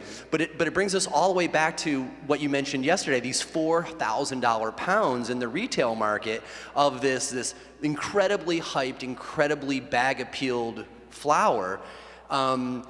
But then it gets ripped off and ripped off and ripped off. And so then they went with the Runts, and then they went with the Mac 1, which freaked Cap out, right? Because he didn't like to see his stuff sold for $200 an eighth. But there's ingenious all the way along, right? There's the work that was put in to justify $200 eighths, which are now more like $150, but still crazy. And then you got all the black market guys who are then ripping off that business model to make it work in their locale. And it's an interesting dynamic, but I think there's a lot to learn about business decisions in that. So I just wanted to hear you riff on that whole thing. Totally. Like, certain companies are smart in the sense where they realized they were in markets that were ultra trendy. And so they realized that if they could create proprietary things and then pretend that they came out of massive sifts, this was 1 out of 11 million. Then everybody goes, whoa, I'm the only one that has this. Let me take a photo, because exclusivity in certain things, when you're in a highly competitive world, these little tiny details are the only thing that makes you feel like you're valid. So my weed is killer. And everything else, I'm basically getting the shit kicked out of me. But in the one thing I'm doing here, I can take a picture and I'm somebody. And people are good at that type of marketing, but I don't think that applies to all places. I think it applies to some very specific urban environments where you have high clusters of people with high clusters of money. Anybody regular can't afford the $200. And if you bought it, you'd be like, Jesus Christ, it's pot. I could have bought 4 bags of grass for that and I would have been happy because it's not that much better. It is nice and it is beautiful and it is good grass, but is it worth 4 times the price? People that have disposable income in cities can afford it, and it's a status item. It's like trendy sneakers. When I go to Southern California, I always see the same thing. I go, wow, you guys got nice hair and killer shoes. And I go, wow, everyone has really nice hair. Like, I looked around, I'm like, wow, everyone's hair was perfect. There wasn't a single fucking hair out of place. And I realized that must matter there. And then your shoes have to be fly. And so I went to this facility to go check it out with some friends, and I look like the janitor. So all the people that are in the store are looking at me like I'm the janitor, and all of a sudden all these people that knew I was in town started coming to the store to say hi, and the 2 girls that were working there said, who the hell are you, man? Everybody and their brother knows you. And I started laughing. I said, because I look like the janitor, so you figured that they started laughing. They said, can we take a photo with you? And I said, yeah, I'm the world's most famous janitor. And that lets you kind of understand those markets. And so if you're in those markets, that matters. You know, to me, OG Kush was the first internet weed, where it was hyped up heavy before anybody really got their hands on it. And so there was this pre-built push. And now you had the music era, where everybody was rapping about the varieties they were selling. But those go up and down quick. The Bay Area is kind of cultish on cannabis. And so when the Cookies launched that empire out of there, they were in the right place to do it. And they were able to utilize an incredible amount of quality branding. And they got tied into companies that had an ability to drive and push the product. Because a lot of the companies that came into cannabis say, hey, we know how to do this. We know how to do supply chain management. We know how to advertise. We know how to create hype. We know how to make the perception seem hotter. And when it's bumping in California, the rest of the United States wants to touch it. So we see the trends begin and then basically die. And then, Gorilla Glue come out. I think Michigan area was where it first really started popping. And so that's a trendsetter, and it changed cannabis in the way that it did. A tremendous amount of people grow the varietal. So each area has an impact. But I would say, Bay Area, LA, really sets the trends. So if you're trying to go into those markets, you need to make sure that you have some differentiation, and you have to be able to utilize an intelligent marketing strategy. But I don't think it's Instagram for most people, because I can go buy myself 50,000 followers right now. So it isn't like, I go look at my followers. I said, I know. I said, do they actually follow you? Do they give a shit about you? What you need to be able to have is the ability to penetrate multiple media directions and be in so many different places that you're noticed. And that way what you have is you have attention. It takes 9 times approximately to hear an ad for it to sink in. So if you don't punch an ad into someone's head 9 times, it didn't work. So the only way that, these groups, to me, is you do this, is you do it to where what you're punching in is you're punching in Michigan's cherry region. And you're punching that into their head all the time, so that that's what they hear. And then the imagery is that. And then everyone falls under that label. And that's the way that you're able to compete with this kind of marketing concepts, because the people that you're competing against that are moving these incredible values, they have supply chain control, and they know the people that own the stores, and they know that they have an ability to create agreements that work, because the people that run the stores are also corporate, and the people who are in distribution are corporate. Very few of the people in large cannabis have come from cannabis. The only people that come from cannabis in cannabis are the growers at these facilities. No one else in the supply chain had enough money, really. And so you're kind of stuck in a different situation where you may not be able to light the fire that way, but what you do is you light a long-term fire, and you go after the reality that hot pot on the net doesn't always mean Purple Punch is a good example. I think it's some of the prettiest weed I've ever seen in my life. I was so impressed when I saw my first pound of that I was like, that stuff glistened. And it was a good pound too. Like, this kid could grow. And he was like, look at this. And I said, oh my God. And me and Pedro, my Polynesian partner, Rose, we sat down and said, oh, we're gonna smoke a joint of this. We're gonna be so impressed. And we looked at each other and we said, where's the punch? Like, there was nothing behind that weed. And it was gorgeous. It couldn't have been any prettier. So, what I hyped and popular, but will it be something that transcends time? No. And so the hype is the hype, but is there some reality behind it? And the reality why these varieties work that are hyped is because they're derivatives of things that worked prior. And so when you're talking any of these things that have cherry tones, they've been sexy since Garberville Purple Kush came out, and then it was the Perp, and then it was cherry pie, and then it was into the cookie, and then it's into the gelato, and they're weaving the same threads through all these different fabrics. So fundamentally, you think you have a new coat, but every thread on it is from a bobbin of thread 25 years ago. And that lets you kind of understand that they have an ability to do things that you don't through hype and market. And I think that the average individual has to work in a collective group. Humboldt County did an appellation where we fought and got an appellation. So we have a set designated zone of production, and anybody who steals our name, we can sue you and bounce you out of that.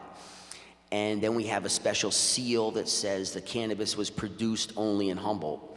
That lets us then derive a greater profit down the road, but it also ties us all in together to where we realize if we all do a little bit of push on the brand, we're able to further the brand because you understand that that brand adds value to you. And that's what's really more important than you trying to hype a varietal or hype yourself. It's to hype your region, hype everybody in the region, and establish an umbrella that allows you to make money continuously through the course of your farming career.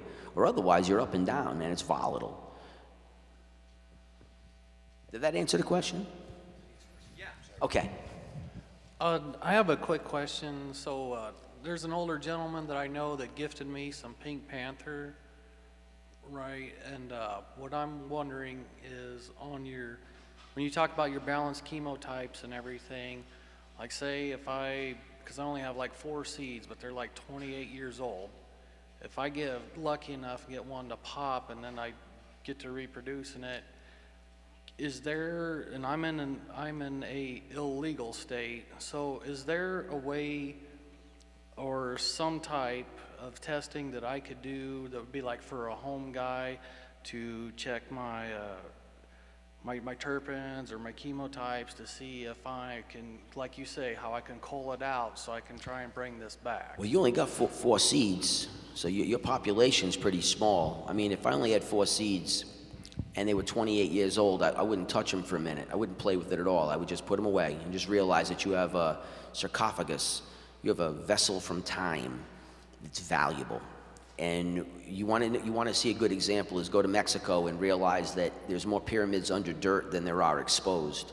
And I asked the archaeologist I was talking to, I said, why would you do that? He goes, because once we open them up, we got to preserve them, we got to take care of them, they're going to be exposed to damage. He said, it's just easier to keep them buried in dirt until we can get at them. And I was like, you got to be kidding me. I'm talking there was miles of buried pyramids.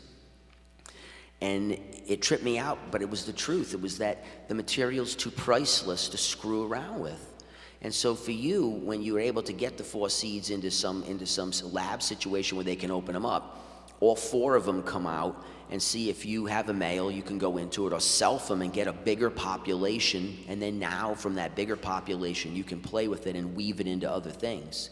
That's what I was wanting to self it and then start, then I'd have enough to check for my terpenes or chemotypes, but I was like, grow it out to full fruition first. if there's something that I could do at home that would get me closer to be ready to send to a lab, that would be kind of like what I would ask about. If there was something you'd recommend or just numbers in your case, you have stock that someone gave it to me, it's this, and I'm not knocking who gave it to you, but he remembers it as this.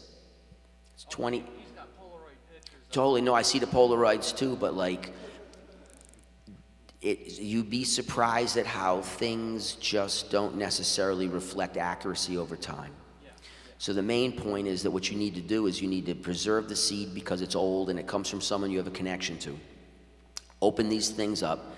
You might find all of them suck. Like, it's truth. You're like, oh, wow, this is bunk. And what you do, though, is you still don't get rid of them. You open up the population, and you find, can you extract qualities from them? It's kind of like when you tap in landrace stock, right? So when you tap in real landrace stock, oh my God, you're going through 1,000 different plants to find something that you really want, because they didn't need to have a single cultivar work. They were doing massive broad spectrum sifting, and they were combining all the cannabinoids so that what you got was this unbelievably balanced effect, because you were exposed to hundreds of plants mixed into one from thousands of fields mixed into one. So when you're working with stock like that, it's really, is it building block material? Is there neat things you can pull from it? Is there unique genomic material you can pull from it to then derive a line that you can bring other material in that allow you to have something that someone else doesn't, that they can't patent, so that you can say, that's the beauty of old stock. The scientists right now are trying to hit up people that caught cases to see if they can go back into the police records to get the seeds out of the hold, but they don't hold your stuff that long. That's the thing, is that you don't hold your case material for 25 years. They toss it, dumpster it, whatever they do with it, but the bottom line is they don't hold it. So I had scientists hit me up saying, hey, can you go after your friends who caught all these cases to see if we can get the material pulled from hold so that we can predate some of the patents? And so you have people trying to say, look, you're trying to patent material that was present prior in circulation. It's an argument that goes against the ability to say you created it. But it's the same thing. Those populations are gone. And so the stuff that you have has a high value, primarily to you emotionally, because someone gave it to you from the past that you're connected to. And for me too, I have things that matter to me because of who gave it to me. And that's what drives us. That's the emotional part of you, is what really makes you push forward when shit isn't right. But it doesn't always mean it's the right route to go with your business. And in your case, because of your situation, it's tough because you need to do a population to make it increase. You can't compress it to 2 plants and dial it in, and with 1 plant, I built my world. You're gonna have to go through bigger population, and you're gonna need to be able to look at these plants in, do they actually function and work in the environment I'm in? And if you're in a state that's less than friendly, that's really tough. So what you end up doing is, events like this are nice, because what you get to do is you get to be in an audience with people who are very like-minded. And I work with a couple people on the West Coast. So I have some friends on the West Coast, one in Oregon and one who's basically travels, but he has operations in multiple states. And he's older, the guy up in Oregon's younger, and then there's me. And we hunt varietals, but we share them between us. So it lets us hunt something heavy and then share the winner. So what it does, it lets my friend in Oregon get access to stock that he couldn't get his hands on. It lets me get stock that I couldn't get my hands on. It lets my other partner do breed work with that stock that we don't have the resources to work with at the time. We've never screwed each other. And I don't have a contract with those guys, because they're guys I hang out with. And so we work consistently in that way, because otherwise, how are you going to uncover all these outliers? How are you really going to hunt them up? And what you have to have is people who have, if you meet someone here that's got some really good grass and they're about it, and you feel comfortable with them, then you realize that might not be a bad person to mess around with, to play with your stock, because they got some discernment on varietals, and then you feel ethically connected to them. Now you have someone, you say, do me a favor, could you please take this and multiply it? Because I have people do that to me all the time. Could you do me a favor, Kev, could you please hold this and then lay it into something so we could get seed form, so we could hold it back? Could you take this and hold it for a year until I return and then give it back to me? So you always work in some kind of loose collaboration, but that's what you need. You need the ability to get the seed into someone's hand who can do a larger population sift for you. And then between the two of you, is the person still alive? Yeah. Okay, then that. He was in the military when we were in the Cold War in Russia. He was over there in Afghanistan, and then he went traveling through northern India, and this is where he got these seeds from. Totally. Then what he'd be able to do is he'd be able to be the the guide on what reason did he keep it, and what was it like to consume, and where was the unique qualities and traits, and as you looked at it morphologically, where did you see those traits come out in the plants? And that's going to help this whole sifting process, or otherwise you're just sifting it raw. But you know, Jackson gave a good example the other day of when he's sniffing his plants. If he smells a specific smell on the stem, he knows that it's going to create a gas profile. And it wasn't a gas smell that he smelled. And I'm trying to think of pickles. It was dill pickle.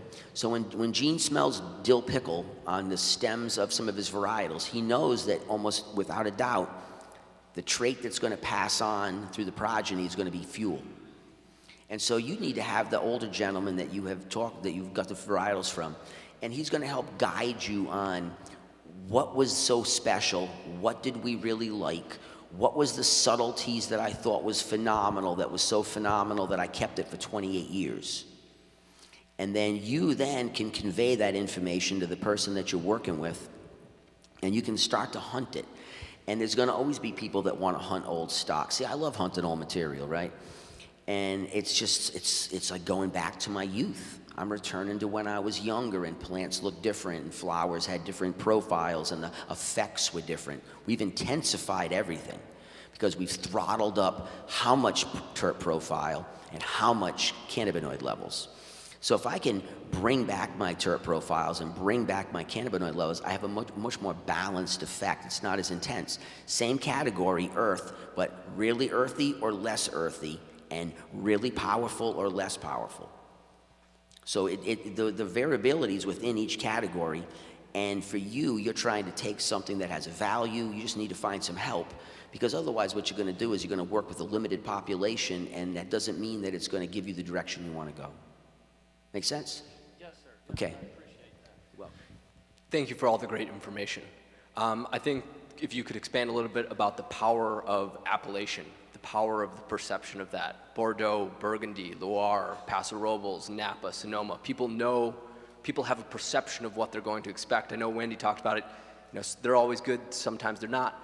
People in this room don't want to be lumped into the batch with the synthetic growers in our region, in our appellation. So can you talk a little bit about what was the critical mass needed of good growers in Humboldt to get together to designate an appellation? you know, you're going to laugh, but a senator came to talk to me. Mike McGuire came to talk to me and asked me how did I choose cannabis varietals at the nursery. And I said to him, I said, you want the real answer or do you want the one I'm supposed to give you? And he laughed and he goes, I want the real answer. I said, I look at the whole country and I determine what markets that are desirable in the US for products. And when people come in to speak to me, I ask them discreetly, where do you move your weed to? And if I know what region in America you're moving your weed to, I know what to put you in. And he started laughing and he was like, wow, that's the first honest answer I've ever had in this kind of situation, because everybody's always trying to hide from the real truth. But I wasn't worrying about it. He was there to get information, and he asked me, he said, how do I help you cultivators out? And I said, what we need is we need organic standards and we need appellation protection. And I was turned on to appellations through, I'm aware of them, but I had a business partner I work with, Luke Bruner, who was a brilliant young guy, and he just dove into the appellation concept. And so he and I talked about it all the time. Well, when I got an audience with the senator, I said, could you give us appellations and organic standards? So this way we have mandatory organic ability. And he said, no, I can't give you that, that's USDA. So the USDA controls that. We don't have the ability to do that because there's no federal control. He goes, but I can most definitely give you an appellation. And so I initiated it through a conversation, and then it blew up around me. And then all these other people came in and helped really create this entire complex. And what you find is that the state desires these things because it increases value within the state. And within the appellation, they now start to get a commission that gets together to start asking for input on what is the inputs of it. So in order to have, the question was, could they have indoor in it? And you have to figure out, do you want to discriminate? With French appellations, exceptionally discriminatory. So this way what you have is very defined production methodologies. Even with material, you have to work off of historical cultivars. And so the problem is that there really is no historical cultivars in America, since none of them are from here.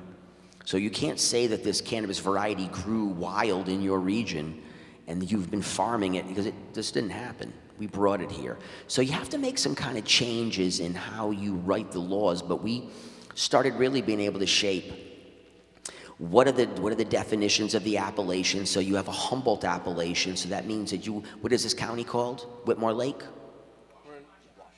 Washington County, right? All right, whatever this county's called, that one. And that becomes your major appellation. And then within it, you have sub-production zones. And so we're going to divide them into probably watersheds, because it makes most sense where we are. Mendocino, with the Appellation Project from Justin Calvino and I think Janine Coleman, they're breaking it up into how they perceive the region breaks in more geographical chunks, but Humboldt's so mountainy that the watersheds really better reflect the reality that this is a common production zone. So these protective mechanisms allow you to be able to have clearly defined connection with each other. And if you are discerning with your appellation, you can discourage poor production, because you don't have to get certified and licensed. You may be within Humboldt County, but if you're not following the standards that are set, you're not allowed to use the stamp on your property. You're not allowed to use that value added. You're not allowed to really tie into that combined branding and combined marketing, which is the main point, because most small individuals do not have the ability, like Shango mentioned. How do these guys get $200 eighths? Well, man, they light up an internet fire. Now, can he do it over and over and over again? You know, can some people hit it constantly? The cookie guys have done a wonderful job, because they've been able to keep moving through their world and constantly looking for offshoot fringes of what they're touching. And they're able to build enough storefronts and enough distribution so that people can actually get access to the product. So they're a very complex, complete system as a company. But you're all developing cultivators in terms of that edge. And the appellation allows you to say, our region has a distinctive production advantage, and this is what it imparts. That's why if you run these, when I talked about originally, I'm not saying you have to only work within the 4 divisions, meaning that you must have these 4 things specifically for each person. But within your region, you could have enough range of material produced under that umbrella that your farm produces best what fits you best, and it goes underneath that regional umbrella. The appellation allows you a stamp that defines it. And those stamps have value, because almost every branded region on earth gets more money for their products. There's no question. Oh, hang on a second. This poor guy's been breaking an arm off, man. This question probably gets asked a lot, but I'm just curious, like, what you look for in males when you select your males. You know, we're going to have, I think, a whole breeding panel in a minute. No, it's okay, it's okay. I didn't But no, it's all right. But someone asked me that question earlier. But we're going to have a breeding panel, and we're going to get a bunch of people up here to chop it up. But fundamentally, what I want is, what am I using the male for? And am I using it to impart a trait that I desire? Am I trying to merge traits? And so it's always about, what's your intent? What do you desire? And what do you believe the male is going to give to the female? And then you have to run it into it, and then you have to test the progeny, because if you're not testing the progeny, it's theory. And so you're going to find out a lot of times that you went the wrong route, and then you have to go back. And that's where, with the genomic breeding, where you're going into scientific breeding, you're starting to identify, does this plant have these traits in a fashion that's able to be passed on? And the plant doesn't always look like the one that you want to use. I use myself as an example of a good breeder male if you only want certain traits to pass through, because both my son and my daughter look like their mothers. And so the only thing they have really is my eye color. And so I'm happy about that, because both the moms are pretty. And so it allows me to be able to reproduce and not necessarily control too much of the outcome. Sometimes that's what you're seeking. You're looking for a male that's going to only add a slight bit to the female, because it's the female that you really want to shine. But a lot of times, You want to take a male to impart a trait or impart a hardiness or change a morphological characteristic or go after a finishing speed. And that's going to be where you do the run and then you test it out over time. And that's where running full outdoor is hard as a tester, because it doesn't let you see what you're seeing. And so a lot of times it's nice to do indoor work because it lets you run these shorter cycles for observation. So I use indoor work for observation, and then I stuff it on the farm to run outside to see how does it really do in my environment. Do you have any specific traits you look for in a male though, like specifics as it smells? It would be, yeah, based off of what I want. Yeah, because it's, and especially like if you start to see patterns where you realize that this leaf shape and this phyllotaxy produces a different type of flower than that leaf shape and that phyllotaxy, meaning the way the branches are arranged. So you're going to start to see traits and trends, but you're only going to notice that over time. So what I want to see is what did it produce, and then what you have to remember is you have to make sure you hold all these plants. You have to hold the males, you have to be clear about it and run it. And for preservation, you want to use a variety of males and a variety of females so you're capturing as much material as possible. Yeah, like, 6 and 12, so 12 females, 6 males, and you just collect the seed and put it in a container. And then what you're getting is the ability to mine material indefinitely down the road. But if you're trying to work a specific production where I want to be able to have this occur, then the male that I'm seeking is what I want to add to it. If I have a female that I think needs to be opened up more, then I look for a more open up male. If I think I want to compress it, if I think the male has a hardiness, in my case, when I was doing a lot of the male work, it was, does it have the ability to throw hot numbers on top of an existing plant? And then you'd go through that population to find the ones that had the traits you wanted in terms of resistance, speed of flowering, shape, rooting ability, stuff like that. And that's really all you. That's the beauty of it, is that you can go any direction you want with what you have. It's just you have to be willing to admit that you didn't go the right way sometimes. If the progeny isn't better than the parental stock, why are you breeding it? You have to be honest, You're welcome. So I got a question as far as when you're coming up and determining your appellation production methodologies. Like if there's any consideration into what inputs are being allowed to be brought in, like to say affect or change the terroir of your, completely. Like kelp from the Atlantic being brought to the West. Yeah, you can write that. See, the thing is that when the state came into us, after we said we could use an appellation, they initiated the process.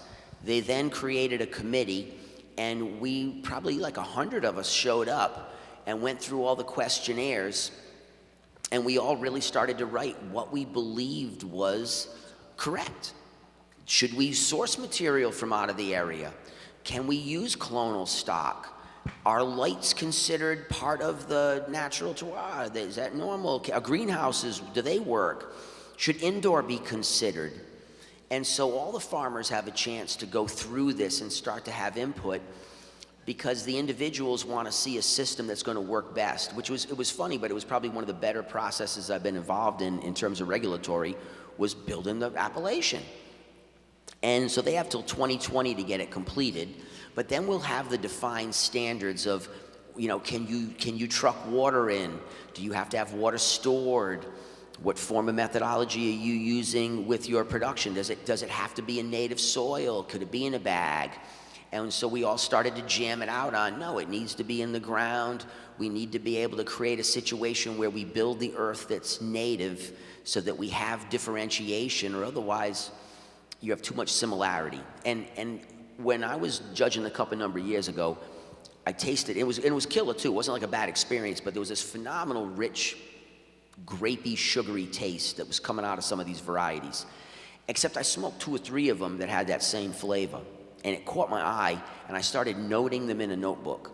And when the whole cup was over, I went back to now that I knew who did what and I could see their inputs, they were all sourcing from the same compost company in Sonoma that was using grape husk. And so I picked it up really clearly, and I had someone try to tell me there's no pickup in flavonoids from your inputs, and I'm like, okay. It was so clear that it was distinct, and the problem is that that separates your differentiation. So even though that was an incredible compost mix, if you're using it here and I'm using it in Humboldt County, we're running the same base stuff, our stuff tastes the same to some degree, how does that allow us to separate from being competitors, and how does it allow you to really highlight your native material? Exactly. And you want to be able to. So you can write these laws. You have an ability. You just have to get people who are competent in appellation construction, and you'll find them. There's consultants. Jean Coleman out of Mendocino is killer, and she can help you understand these things in a way that lets you create a system that is workable but not easy, because easy diminishes your brand quality. And you can refine the process over time too, and make it so that it evolves as you evolve as a cultivation region and community. And pretty soon you start to become powerful. And if you look at Burgundy, and you look, my two favorites are Burgundy and Champagne, and primarily because Champagne works off of common, 4 cultivars, common production system, Burgundy works off of location. Each individual strip has a different soil index that imparts flavor profiles to the grapes they choose. And some of these people are selling wine at $1,100 a bottle wholesale. I mean, it's mind-bending, you know? So if they're able to pull this off, even though wine is different than cannabis, and I don't mean as a drug, I mean as like an accepted consumption item, because for years we had to consume ferments because most water was contaminated. That's not cannabis. You didn't have to smoke it to clear up the air you were breathing. So different cultural connections to the people who consume it. But we can utilize some of the concepts and realize how they work with it and how they do it. And I think that some places should work off the Burgundy model. And I think that some places should work off the Champagne model. And I think the Champagne model in general is better for people who have less financial levels, because it allows the bigger individuals in the area to be the clearinghouse, to be the production house, but they can only buy from you. So they can't really go sub it out from another county and move it. So you don't lose your value. And that's what happens, is that in a lot of these production areas, even the ones in Humboldt, we can't get product from other counties and run it through and put a Humboldt stamp on it. So it protects the farmer, which is the point of the appellation. I was going to say the Champagne is a great connection too, because they have, aside from the big houses like Rotor and whatever, they have a growers collective, and you sell it as you're a member of this collective, and you operate as a grower Champagne, and they have, it almost operates as a slightly different appellation for them than it does from the bigger houses that control a lot of the market, though. And they've developed and evolved those models over time to fit their needs, which is the same situation that you can fit in. And a lot of stuff is that people want brands, but a lot of times being a white label isn't bad as long as you get paid. You're not diminished as a human being because you don't have a special hat you're wearing. Except Suzanne's hat of tinfoil the other day. I almost cried when I saw that friggin' thing. It was pretty funny, man. But the point being is that, like, you're aware of that situation where you can use these smaller operations, and it allows them to have different leverage and allows them to combine and form collective models that work for them on different levels. But the bottom line is the ones that feed the bigger houses, the same situation. They're still getting paid, they still have value, they're able to pass. I'm in a movie, and so it'll come out this summer, but the film is about me trying to take a farm and go from black market world into legal and turn it into a regenerative farm. Like, how do you do this in the new world? And the parallel in the movie is a family that's been farming in France that's passed a winery down for 450 years. So every 25 years, they hand it down to the next generation. That's a good dream. And so if the French can see 400 years of movement, then why can't we? You know, why can't you be the beginning of this block in a world that'll change, because cannabis ag is no longer outlawed, and it's encouraged, and it's about to become globally pushed all of a sudden these production regions in North America that produce phenomenal cannabis have an ability to compete globally. You know, up in Kootenays in Canada, there's some good grass there, and I bet in your, I don't know Ontario well, but I know there must be some killer pockets where people have been growing heavy. New England is loaded up with some people. I'm sure Tennessee, Kentucky, Ohio. There's spots all over the United States that are sweet spots for production. Every country has these little sweet spots. That's global choices. You're buying Australian wine that's pretty nice. They figured out they could grow good grape there, they sell it, and if they do it right, it moves. Next thing you know, that'll be a 100-year process, and you'll be looking at houses that are ancient. And I just believe that we're at the beginning of this new world in cannabis. And if you look at Napa, when I first looked at Napa as a county, I said, how the hell are these people making so much money with such little canopy? And I realized that it wasn't about that at all. It was about huge tech investment had come in and bought these wineries, the ones that were available, and they used them as status. And because they had companies that made so much money in one direction, they could write off losses on the winery and offset their gains, and it allowed them to own wineries without having to really worry about the money loss. And what it did is it took every single person in Napa and multiplied their value exponentially because of who came in and went at that product. And I don't see it any different with cannabis. I see, and I'm someone who doesn't want to sell the farm, but I would love there to be value in case my children unfortunately had to sell the farm, where the world changes and someone says, you know, I'm going to give you $30 million for your cannabis label because it's historical and we have that ability. And I don't see why that's not possible, because that's what happened in Napa. So why would it be any different in cannabis? No difference. Once it becomes mainstream, then it becomes sexy, then it becomes styly, and then now it has value. And that's what you're building here, and that's why the appellations are important, because what it does is it gives you a designated zone that's been determined to have value. So I had a question asked to me. Yeah. So in wine, you have to apply to get an appellation. Mm-hmm. I know that because in my town, they just got one that's the smallest in the world. Yeah. It's kind of cool. We don't have anybody, or like the AKC or anybody that's, you know, standing above saying this is how you define a cannabis appellation. How did you guys do it in Humboldt? Is it just gathering people and saying and figuring it out? You get them all together. And you say this is our stamp, and like how do you? Yeah, we got them all. Everybody got together, and you started to fight it out over what should be allowed. And it's funny because some things are, you know that clonal works good, and I'm someone who's pushed a lot of clones, but I'm someone that said I would rather go native soil from seed lines. Because what I want to be able to do is bring differentiation back subtly into the farmer's hands so that you have years that are unbelievable and years that are good and years that are average, so that this way what you're having is this constant desire for the individual to keep exploring it. People like the same, but they like subtle differences when it's done right. And so for me, I said I would rather have seed, and I would rather have in the earth the methodology, because then what it does, it forces us to rely on that area to be most discerning for us. So we're able to write this. So I mean, you have all these columns and all these choices and options that they're writing for you. You're saying, this is what we should do, and they put up 100 choices. And then you can sit down and start to go through them and vote on it, and then they can tabulate the votes, which is the state, and they start to say, hey, we see some pictures. And then you get the next conversation where we say, look, the majority of people agree that indoor should be included. And you go, I got you, because the majority of people must be doing some indoor and they need the inclusion. Does it diminish your appellation? No.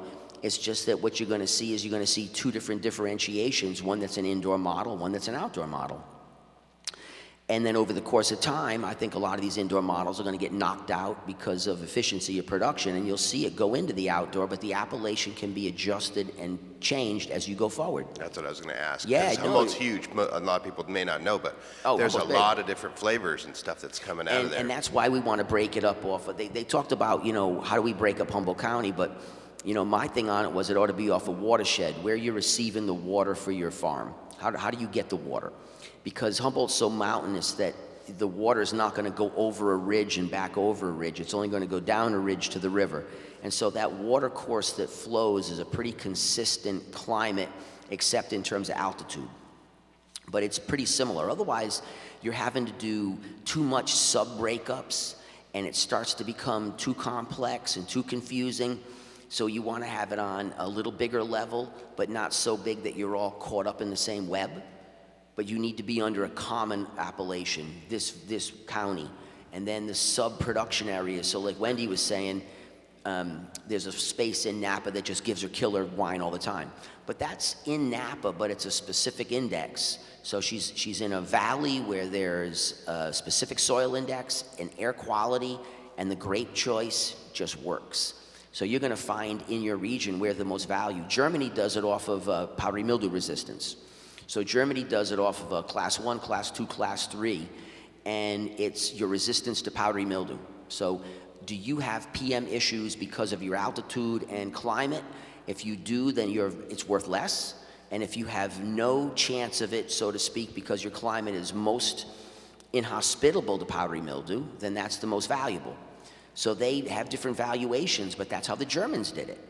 So no one decided it for them. The farmers are able to actually work on this, and the state wants to see these things happen because it adds value to the state. It adds value to the tax stamps. It gets people to want to come in and tour your appellations. You start to be able to build these regional models that let you now sell your products, differentiated your genetics that only you have in this region with production methodologies. You can even patent your production methodologies. You can dial it in and say, our process is this. We grow it this way, we do this, we do that, we do this. Anyone else uses this has to pay us. That was my next question. Yeah. So, because I love the idea of folks coming to my place and saying, hey, I want to go to Western Washington, coastal weed, I want to come to his farm and check that out. But I don't see that happening for 5+ years for us to, the whole population to kind of hone down into. Humboldt too, same thing. Yeah. It's going to take a minute. So should we look at hey, let's brand Michigan as regenerative farmers, or Washington? Should we break it up into just like Eastern Washington, Western Washington? Where there's simple divides, or how do you think that where should we start? Ideally, your cluster is as small as possible to create the highest degree of value. And certain places really aren't appellations, they're just in Michigan. So not all of Michigan is good growing. Not all of Humboldt's good growing either. Some of it sucks. So it doesn't impart any quality that's good. So therefore, if you use that in your appellation and you allow that to be considered, then the product will be less quality from that. Part of the problem with appellations is that you have to have some level of discernment as to the product that is being released. So there has to be a grading. So you have to be able to have some standard of production. And some of the problems that I see with standards of production right now are they're using THC levels as one of the quantifying factors of value. And so as soon as you start to put that in right now, you're already screwing yourself down the road because you've already taken out mixed chemovars and you've taken out lower level THC plants. So as soon as you start to put potency in the quality equation, you're screwed. And I just don't see where it comes from, because look at wine. The cheapest booze you can buy is basically grain alcohol, and everything else that's extremely expensive is 80 proof. So why don't we understand that component and not put THC levels in? Start to be able to have the ability to use every varietal that's possible to you, because you're going to find stuff that's 13%, 2% terps that's unbelievable. And as long as it fits the quality of production where we're having refinement of the product, so someone says, ooh, this is really nice product, your graders, then you allow it to enter the system. But the thing with appellations is that it's not a free-for-all for everybody to benefit from. It's difficult, but the people that do the work within it benefit from it. And if you're doing regenerative work, then that's part of it. You can tie that into the appellation, where if you want to say cannabis is being produced in our appellation, it's done regeneratively. That you can write that in, and if enough of you agree to it, it'll be the law.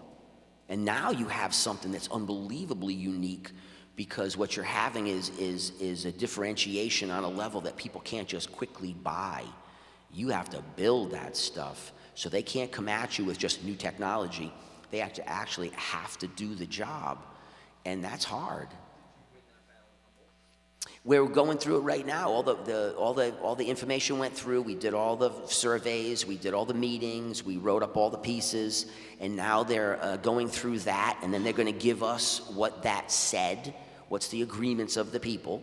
And then we're going to be able to take a look and see how we refine that process. But I know that there's no question we'll have one because that's the whole point. But it's interesting because you're actually right. You just have to be present. You just need to get down to the place where they're doing it and don't let someone else do it for you. And so that's the difference is you're all here right now. You're here to get an education. Well, be active in everything that involves your regulation too. So none of us want to be around regulatory shit because it's dry, but you better be in the room. And you better be in the room when they start to create these things because otherwise who's going to be your voice? And you need enough voices so that you find enough space so you can all exist, or otherwise you'll be too minimalized and you won't be able to enter. And so that there can be transitions. For the first 5 years, we work off a clonal stock too. For the first 3 years, we let you be in bags. Then it goes into only in the ground and it has to be certified. Then it's only from seed and it has to be certified. So this way you have a progression, or otherwise it's this guillotine that drops and everybody's suddenly not allowed to participate until they convert the whole systems. That's a failure of an appellation. You're making it too restrictive too quickly. And so if one has an ability, which you do, to be able to craft and write and direct your movement, then your methodologies of production are defined and protected, and your value is protected, and you can start to do what we started this conversation with earlier, is build genetic lines that are unique to your area that you can then utilize in this process, and you all start to really produce some incredible cannabis that's on a level of production that lets you satisfy a bigger market. So that instead of having 200 pounds of this premium product, you got 22,000 pounds. You don't have 222,000 pounds, but you have the amount that's going to allow you to work with this. And they control this. It's like diamonds. You can't run a diamond business in America because it's a monopoly, but the way they work with it is they measure flow, and they go, too many diamonds, we hold back. Not enough diamonds, we release. It's kind of like the Fed with money. And you have an ability to control this in a sense where you sit down and figure out, you can't set prices, that's collusion, but you can agree on canopy. You can agree on how much are we going to actually produce, where is the value in the lines, which lines are decreasing through our numerics, where we start to do data acquisition and say, look, the trend shifted out of that line, we're noticing it's going back to this direction. Those are the plants that you then propagate and build in your region. You have an ability to do this in a concerted form. Farmers have all kinds of resources that we don't because they've had to go through this forever, but cannabis farmers are building it. But your crop is extremely valuable. And globally, it's priceless, really. And we were told it's not, because if I tell you that, then you'll just go home and quit. And then I could buy your property cheap and I can make the money. So appellation's crucial.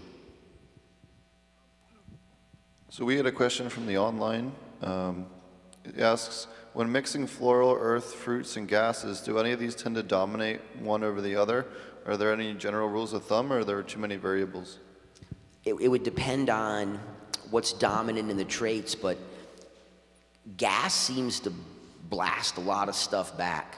So when you throw gas on something, you'll mute a lot of the other things. Typically, if you have gas and fruit, you have a little bit of fruit on top of the gas. I don't see fruit take over gas varietals. Earth you can flavor. Florals are pretty complex in general too, and so when you see florals mixed, they kind of hold too. But it's going to go to what plants you're working with, and is the trait dominant or recessive, and to what degree, so that you're able to determine it by checking the progeny. And so you don't worry about it. Lay it out, just like I always point to that varietal you did, where you laid all these different varieties, and you took some base material, you threw some other material at it, and it picked up a smorgasbord of flavor that is all, to me, within these fruit ranges. But man, it's just such an experience to ride through it. Did you know what you're going to make when you did it? Yeah, but what you got was something was spectacular. Yeah, and you ended up getting a fruit salad that was basically like fermented fruit, like syrup. It was so thick and unique in that it was thick in the nose, thick in the flavor, same thick. So sometimes they're different in expression, where it smells incredible, tastes like shit, or smells incredible, tastes like something else. This one was smelled just like it tasted, and then it had enough of a sesqua body to it that it held it deep through the joint. So the satisfaction was there. So even though that wasn't what he was seeking, because that's not his flavor profile, when they dropped it off and showed it to me, I said, holy shit, that's a winner. And that's what you're gonna find. Yeah, me too. I'm a joint smoker, so I need it to taste good, deeper than the first hit. If I was a bong smoker or hitting a vape, it'd be a little different. But I'm someone who burns flower in joint form, so I'm always sensitive to that. And that's why, I give recommendations on pre-rolls, is make sure you're crystal clear what you're growing, and does it hold, and can you do a pre-roll and then let it sit for a couple months and then pull it out of the container and spark it up? Does it taste like sawdust? Don't do that one. Or don't put your name on it. Don't put your brand name on it. You can white label it, but don't put your name on it, because there is a market for those lower cost products. It's just that your name is going to get attached to it, and they're going to believe that that's what you produce, and it's not really true. So it diminishes your value. It's the same like the appellation thing. You got people that are doing stuff that are diminishing the value. It's your job amongst each other to say, no, you can't do this. You're breaking down my value. You got to protect the value. And they're hard on it, man. In France, that stuff's real. And so what I know is that that's the way they protect it. It's trademark infringement that screws most people. And I saw an interesting interview with an individual who is an announcer. He does boxing. His name's Michael Buffer. And so he has this catchphrase, let's get ready to rumble. Do you know how much that phrase is worth? $500 million. And the reason why it's worth so much money is anybody who uses it in any concept, he goes after you legally and prevents you from doing it. Because he said, hey, that's mine. I created it. I don't mind you licensing it from me. If you want to put it in a video game, license it. But if you're going to pirate my shit, it's not going to happen. I'm going to sue you. And I'm going to go after you legally and protect it. And people are like, well, that's not cool. Well, when that's your IP and someone just stole it and now you're struggling to exist and they're buying a new Maserati with the money they made, you're kind of a little angry. And it'll be like that. And so that's why you have to be able to make sure you're protecting the appellation, protecting the integrity of the appellation, and you're looking out for the people within the appellation so that if they're struggling, whoever's the best cultivator, man, go there and talk to them. Whoever's really good at sorting the genetics, don't be afraid to upgrade it, because the quality of the appellation is more important than you really in terms of bigger picture branding. And so if everybody in it is doing well, you're doing better. That would have to be, that's a tough one because all of us don't like policing. But fundamentally, once we get all into an organization and you're doing side shit that's diminishing me, we just kick you out.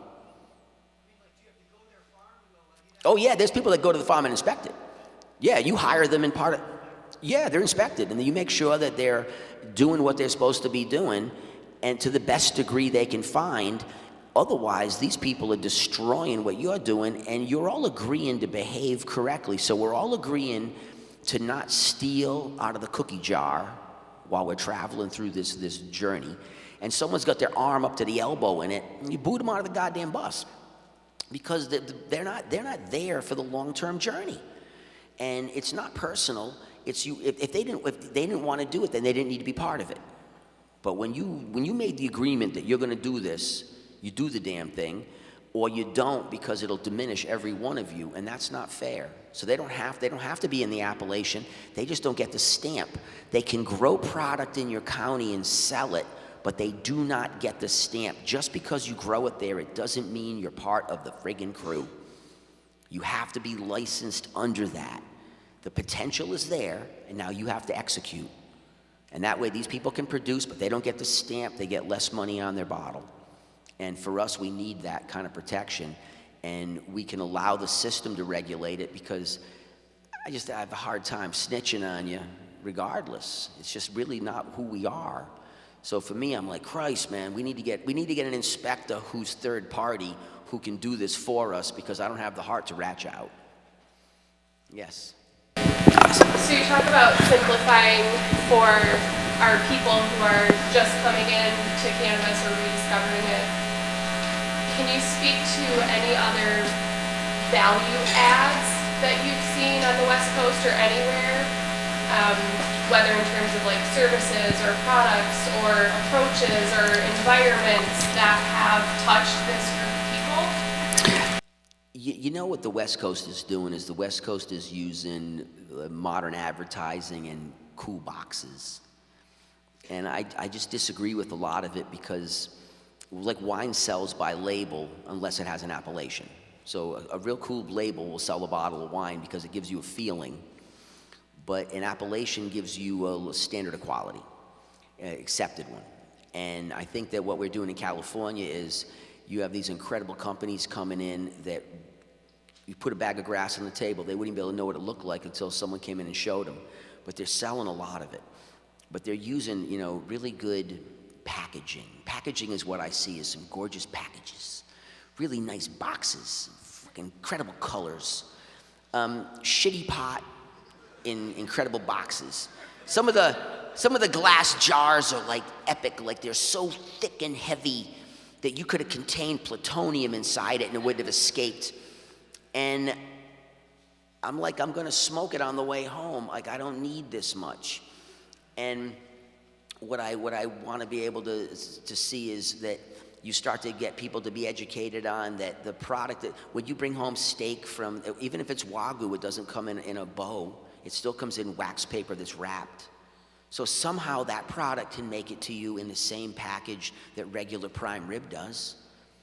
So why do we have to have this intensified packaging, which all it does is really cut into your margin, and it creates an incredible amount of waste? What I'd love to see is these regions start to work with hemp producers to make hemp packaging so you have biodegradability.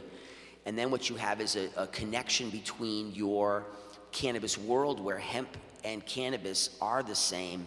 The people can have the ability to utilize each other's skill sets and products. And so now you start to have a unified industry, and you're not, the amount of waste is unreal in California. It's crazy how much crap you gotta open up to get to the weed. Over time, that'll change. There's no way they're gonna keep maintaining every one of these standards because they'll be like, all right, at some point everybody's smoking pot, like we don't need to guard, it's like do you know that for me to move plants in California, right, through my distribution license for nursery, that I have to do more manifest than if I was moving machine guns? And I used to sell guns. Like I had a gun license like 30 years ago. I got an FFL so I could pick up cheaper weapons, right? And well, it does. It saves you a lot of money. And so at the time I was into weapons, so I said, let me go get an FFL so I can get my own weapons. And so I started to take a look at all these other licenses for automatics and stuff, and it wasn't what I wanted to do. I was just into target shooting. But I wanted to be able to buy these nice weapons at a better price. So I'm familiar with selling weapons. And I know for a fact that I could get a machine gun license and buy them, sell them, and transport them in California easier than I can plants from a nursery. Less restrictions. So that'll change. There's no way these laws are gonna hold for time. And you're gonna see an ease of it, and you'll see an easing on some of this packaging. But I believe that you need to go into the hemp, you need to go in biodegradable, you need to go in friendly packaging. You're gonna see creative devices that allow you to have child protective, but not be so unbelievably difficult that the elderly can't open them. They can't open some of the jars with arthritis, they can't open some of the containers. There has to be a simpler form, and I think that technology will give that, but I think that you need to go into biodegradable hemp. So I was curious if you could maybe elaborate a little bit on the sesquas and monos, and like what if sesquas tend to be kind of more like woody, like fruity terpenes, or like kind of the differences and crossovers and Totally.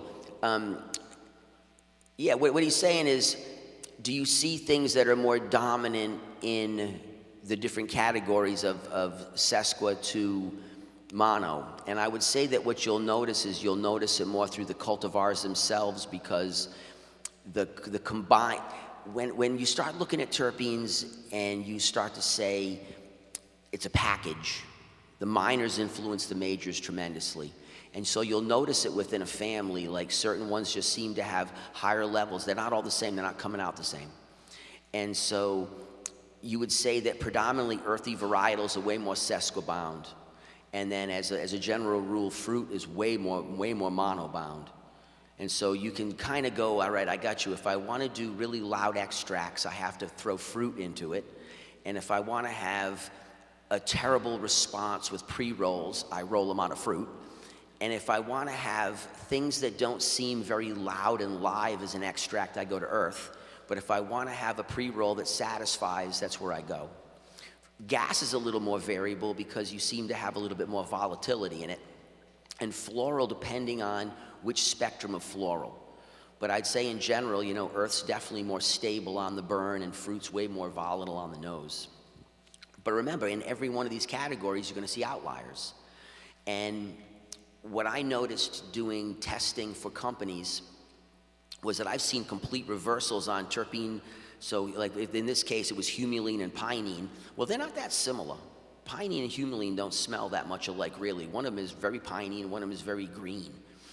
And in this case, we were testing a plant that I knew, and we were using inputs from a company that wanted me to see what was the impact on the plants in terms of growth. And I was looking at the terp profiles, and I could see that the change in them was this reversal of pinene to humulene, and it was a full 1%. So 1%, 0%, 0%, 1%, which is, in that case, no, but it was that they were so different, but we couldn't tell the difference in the smoke. So we couldn't tell the difference between the samples, but the lab numbers said there was a difference.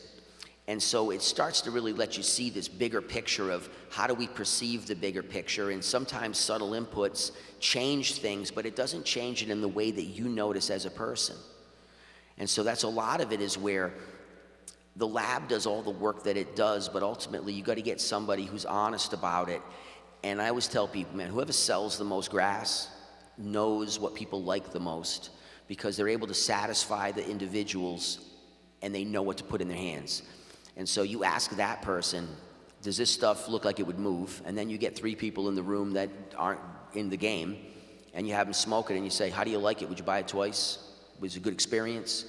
And you try to standardize the experience. I mean, for me, I standardize an experience by smoking in the morning so that I'm in the same situation for about an hour. And it lets me smoke, and then I go, okay, with nothing in my system, same exact room. It used to be my car. I used to hop in my car, and on the way through the redwoods, I had fucking 12 minutes that I could burn a joint. And I'd hit the highway, and I'd have exactly like 60 minutes to get to work when I used to run another facility. And I would drive to the facility, and I had 60 minutes in the car. So it let me have the exact same environment every morning, 5 days a week, for probably 5 years.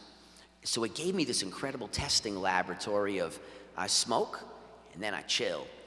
And if I suddenly came alive when I got to the destination, I said, oh, that was some profound cannabis, where you're like, wow, I don't even remember the drive. And then there was other times where you were just like, this drive is long, and you realize, I got you, that's not the right experience. You know, sensitive terpenes tend to like hold through joints longer. Like if I'm going for a joint smoking, you know, I'm going to try and aim for a sesquiterpene dominant thing. But what if you want a gas that's good in a joint, fruit that's good in a joint, or that's good in a joint? You look for the outliers within them, and that's only through the mouth. And that's where the grower is not extinct in the game. And that's what people think. These guys are doing everything. But I'm like, yeah, but they're throwing everything on the table. As soon as you put better choices on the table at a price range that works, oh, you're competitive. And all these companies are hiring people. I get hit up all the time. We want to hire you for some consultation and to access your genetic material. I'm like, oh, how original is this? And that's really where your skill comes in, is that you're able to take a look through this collection and say, hey, this is the one that I really liked. And you're going to sort stuff just like, you know, what Josh was saying. I was looking for fuel and earth, and I ended up getting a fruit salad that was mind-bending. That's the outlier. But you know what? You weren't looking for it, but you got it. And be grateful you got it, because it was really, really attractive to the groups that want that rich, soupy, thick flavor that held in a joint. So it's a high fruit varietal with the ability to hold its flavor, which is rare. You know, that's the perp. That's why the perp was so hot, because the perp was a fruit that had an ability to hold a flavor all the way through the joint. And that was the era of blunts. And so it instantly made a blunt taste decent all the way to the back end, revolutionized blunts and herb. Hang on 1 second, what do you got? I'll get you. You mentioned the Dutch Bloom strain. Can you guys tell us what that is, any chance, or is that still being, Oh, no, it's let me think, it was I think it was a cherry pie to a face-off OG, and then they went into a grape ape, and then he threw a Royal Kush on top of it. And I'm talking about it a lot because it was just really, I see a lot of grass, but that was really interesting because it had such a really sexy profile. Like in the nose, it was attractive. I always tell people the same joke about, I put herb in a jar and I let you smell it. And while I'm talking to you, I move the jar around and I watch you move with the jar. And pretty soon you realize that I'm screwing with you and you're like, oh, wait a minute. Because you were so caught up in it, you didn't get angry. It's kind of like it's like with money. If you hold money out and someone grabs hold of the money and you hold on to it, the degree that they try to pull it out of your hand is the degree they want it. And that kind of lets you know how much they want that money. So it's the same game of like, I'm showing it to you. Are you telling me you really like it? Or can I move you around the room like I'm a snake charmer? And if I can, then I know it works. And so I took that, he gave me a nice big butt of it. And I said, oh, this is nasty. I said, and my friends were laughing and they were like, oh, here it comes. And so now we started finding people to smell it. And they would smell it and they would go back. And like eyes would open up big because they got this huge blast. And they went right back to the jar. And when they went to the jar, I would move it away and they would chase it. So it was just really, really a beautiful sifting. And it's killer because, like I said, I see a lot of killer cannabis. But, you know, Josh pulled him on a really good one. It means he's got a good taste. Many of you, same thing. You're all career guys. You're going to find stuff that's incredible and just trust yourself. There's no omnipotent person. Regular people that are little nobodies in the world of cannabis come up with some of the best stuff ever created. Just remember that, you know. That's a beauty of what we do is that we're always constantly humbled. One more thing I want to ask what Les is asking about older seeds. Do you still encourage the GA3s to be relative acid? I used to because it used to let me explode them up, but I didn't have lab access. I mean, once I got a hold of lab access, I started telling people, don't do it, because I used to like using the GA3 because it would at least let me get an extension on it, but the problem is I extend it up, but if I can't get the sugar into it quick, I have a collapse. So it worked well for its time, just like scarification, vernalization, sprouted CT soaks, hydrogen peroxide to get higher oxygen levels in. I mean, all these different methodologies. But the thing is, I've lost too many plants playing with it. And if I have enough stock, I can mess around. But now that I know that laboratories are here, we're in the future now. We're not talking about flying cars. We're going to go get in one. So once you're getting in the flying car, now we can talk about flying cars. Well, now we're talking about laboratory services that are real, that work, that allow you the ability to crack this old material, because to me it is priceless. It is the only way you're going to get around a lot of the patenting problems that are coming, is because it predates it all, and there's profiles and unique tones to it that they just don't have in their hands today. That allows you the differentiation you need. I'll give you a comment. Hang on a second. This guy back there with the mic for a minute.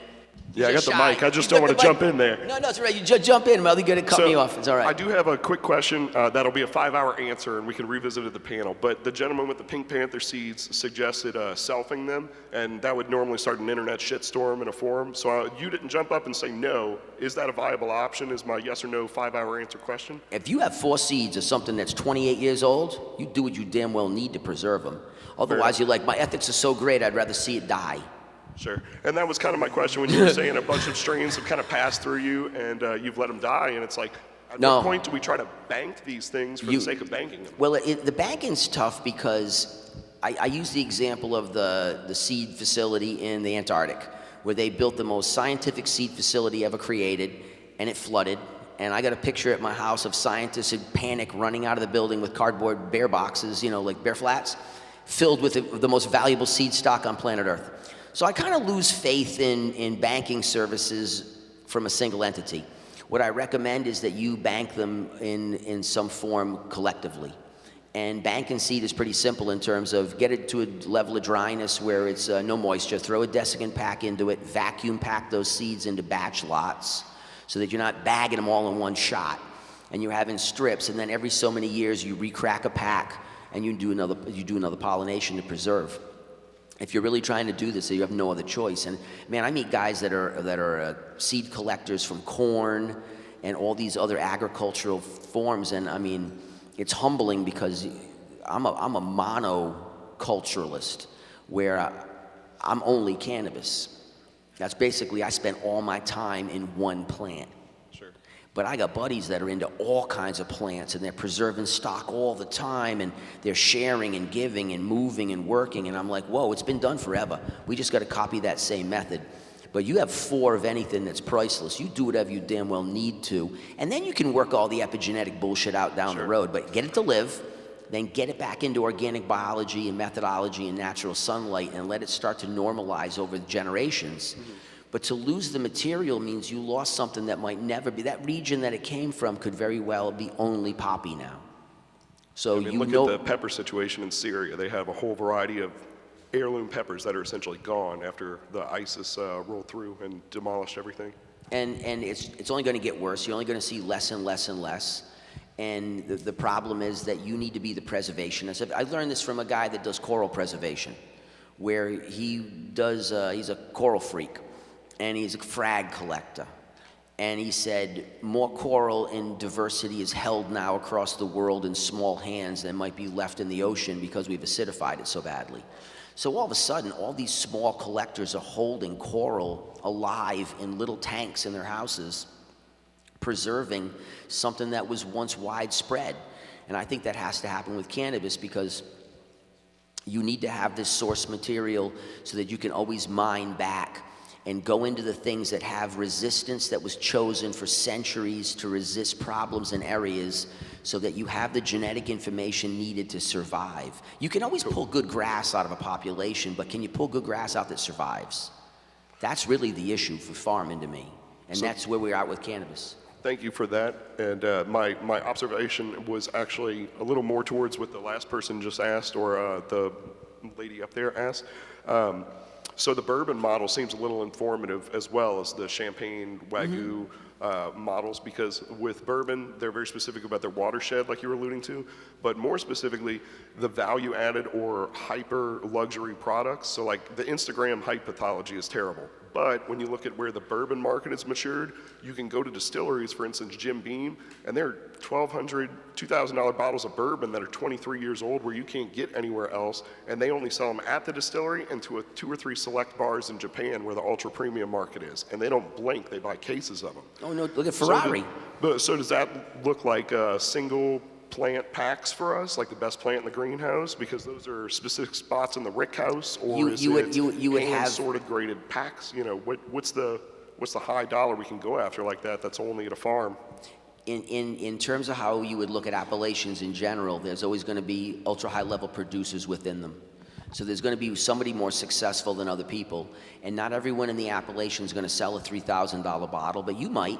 But the bottom line is, if a $3,000 bottle is coming out of your appellation, it drags the value up of everybody around you.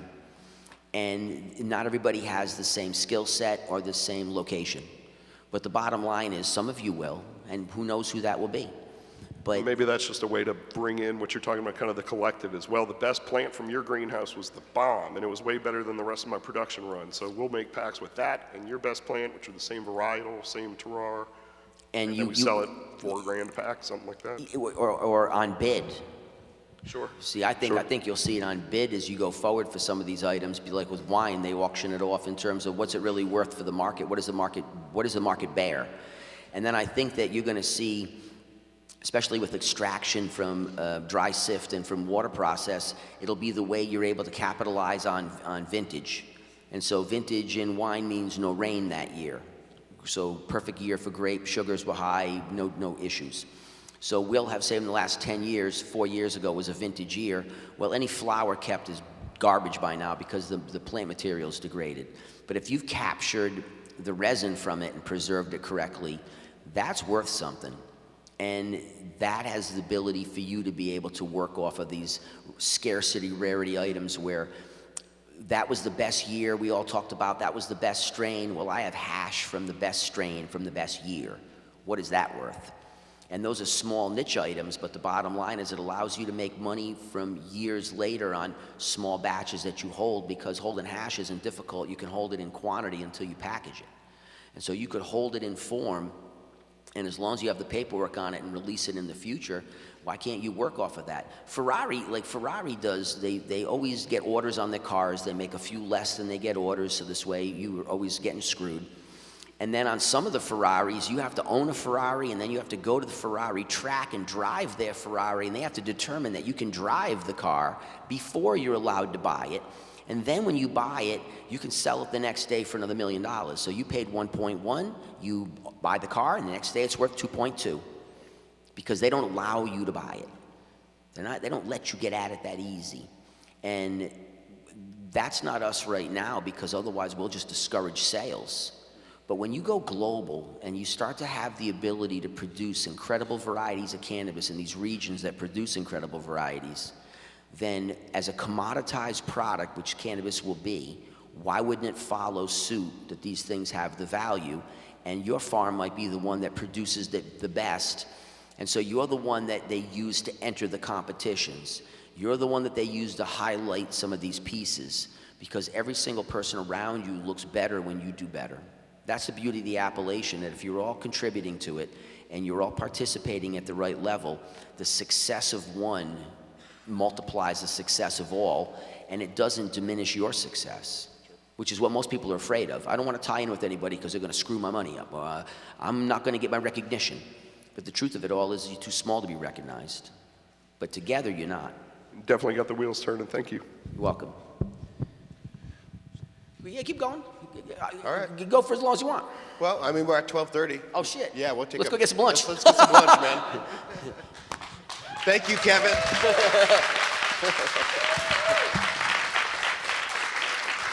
He's not done. We just got to feed him so he can keep going. Hey, thanks so much for the questions, and thanks so much for letting me have this time on the stage with you, man. It's been a real pleasure. I really, really enjoyed the time I spent with you. Thank you. Nice screen. Thank you, man.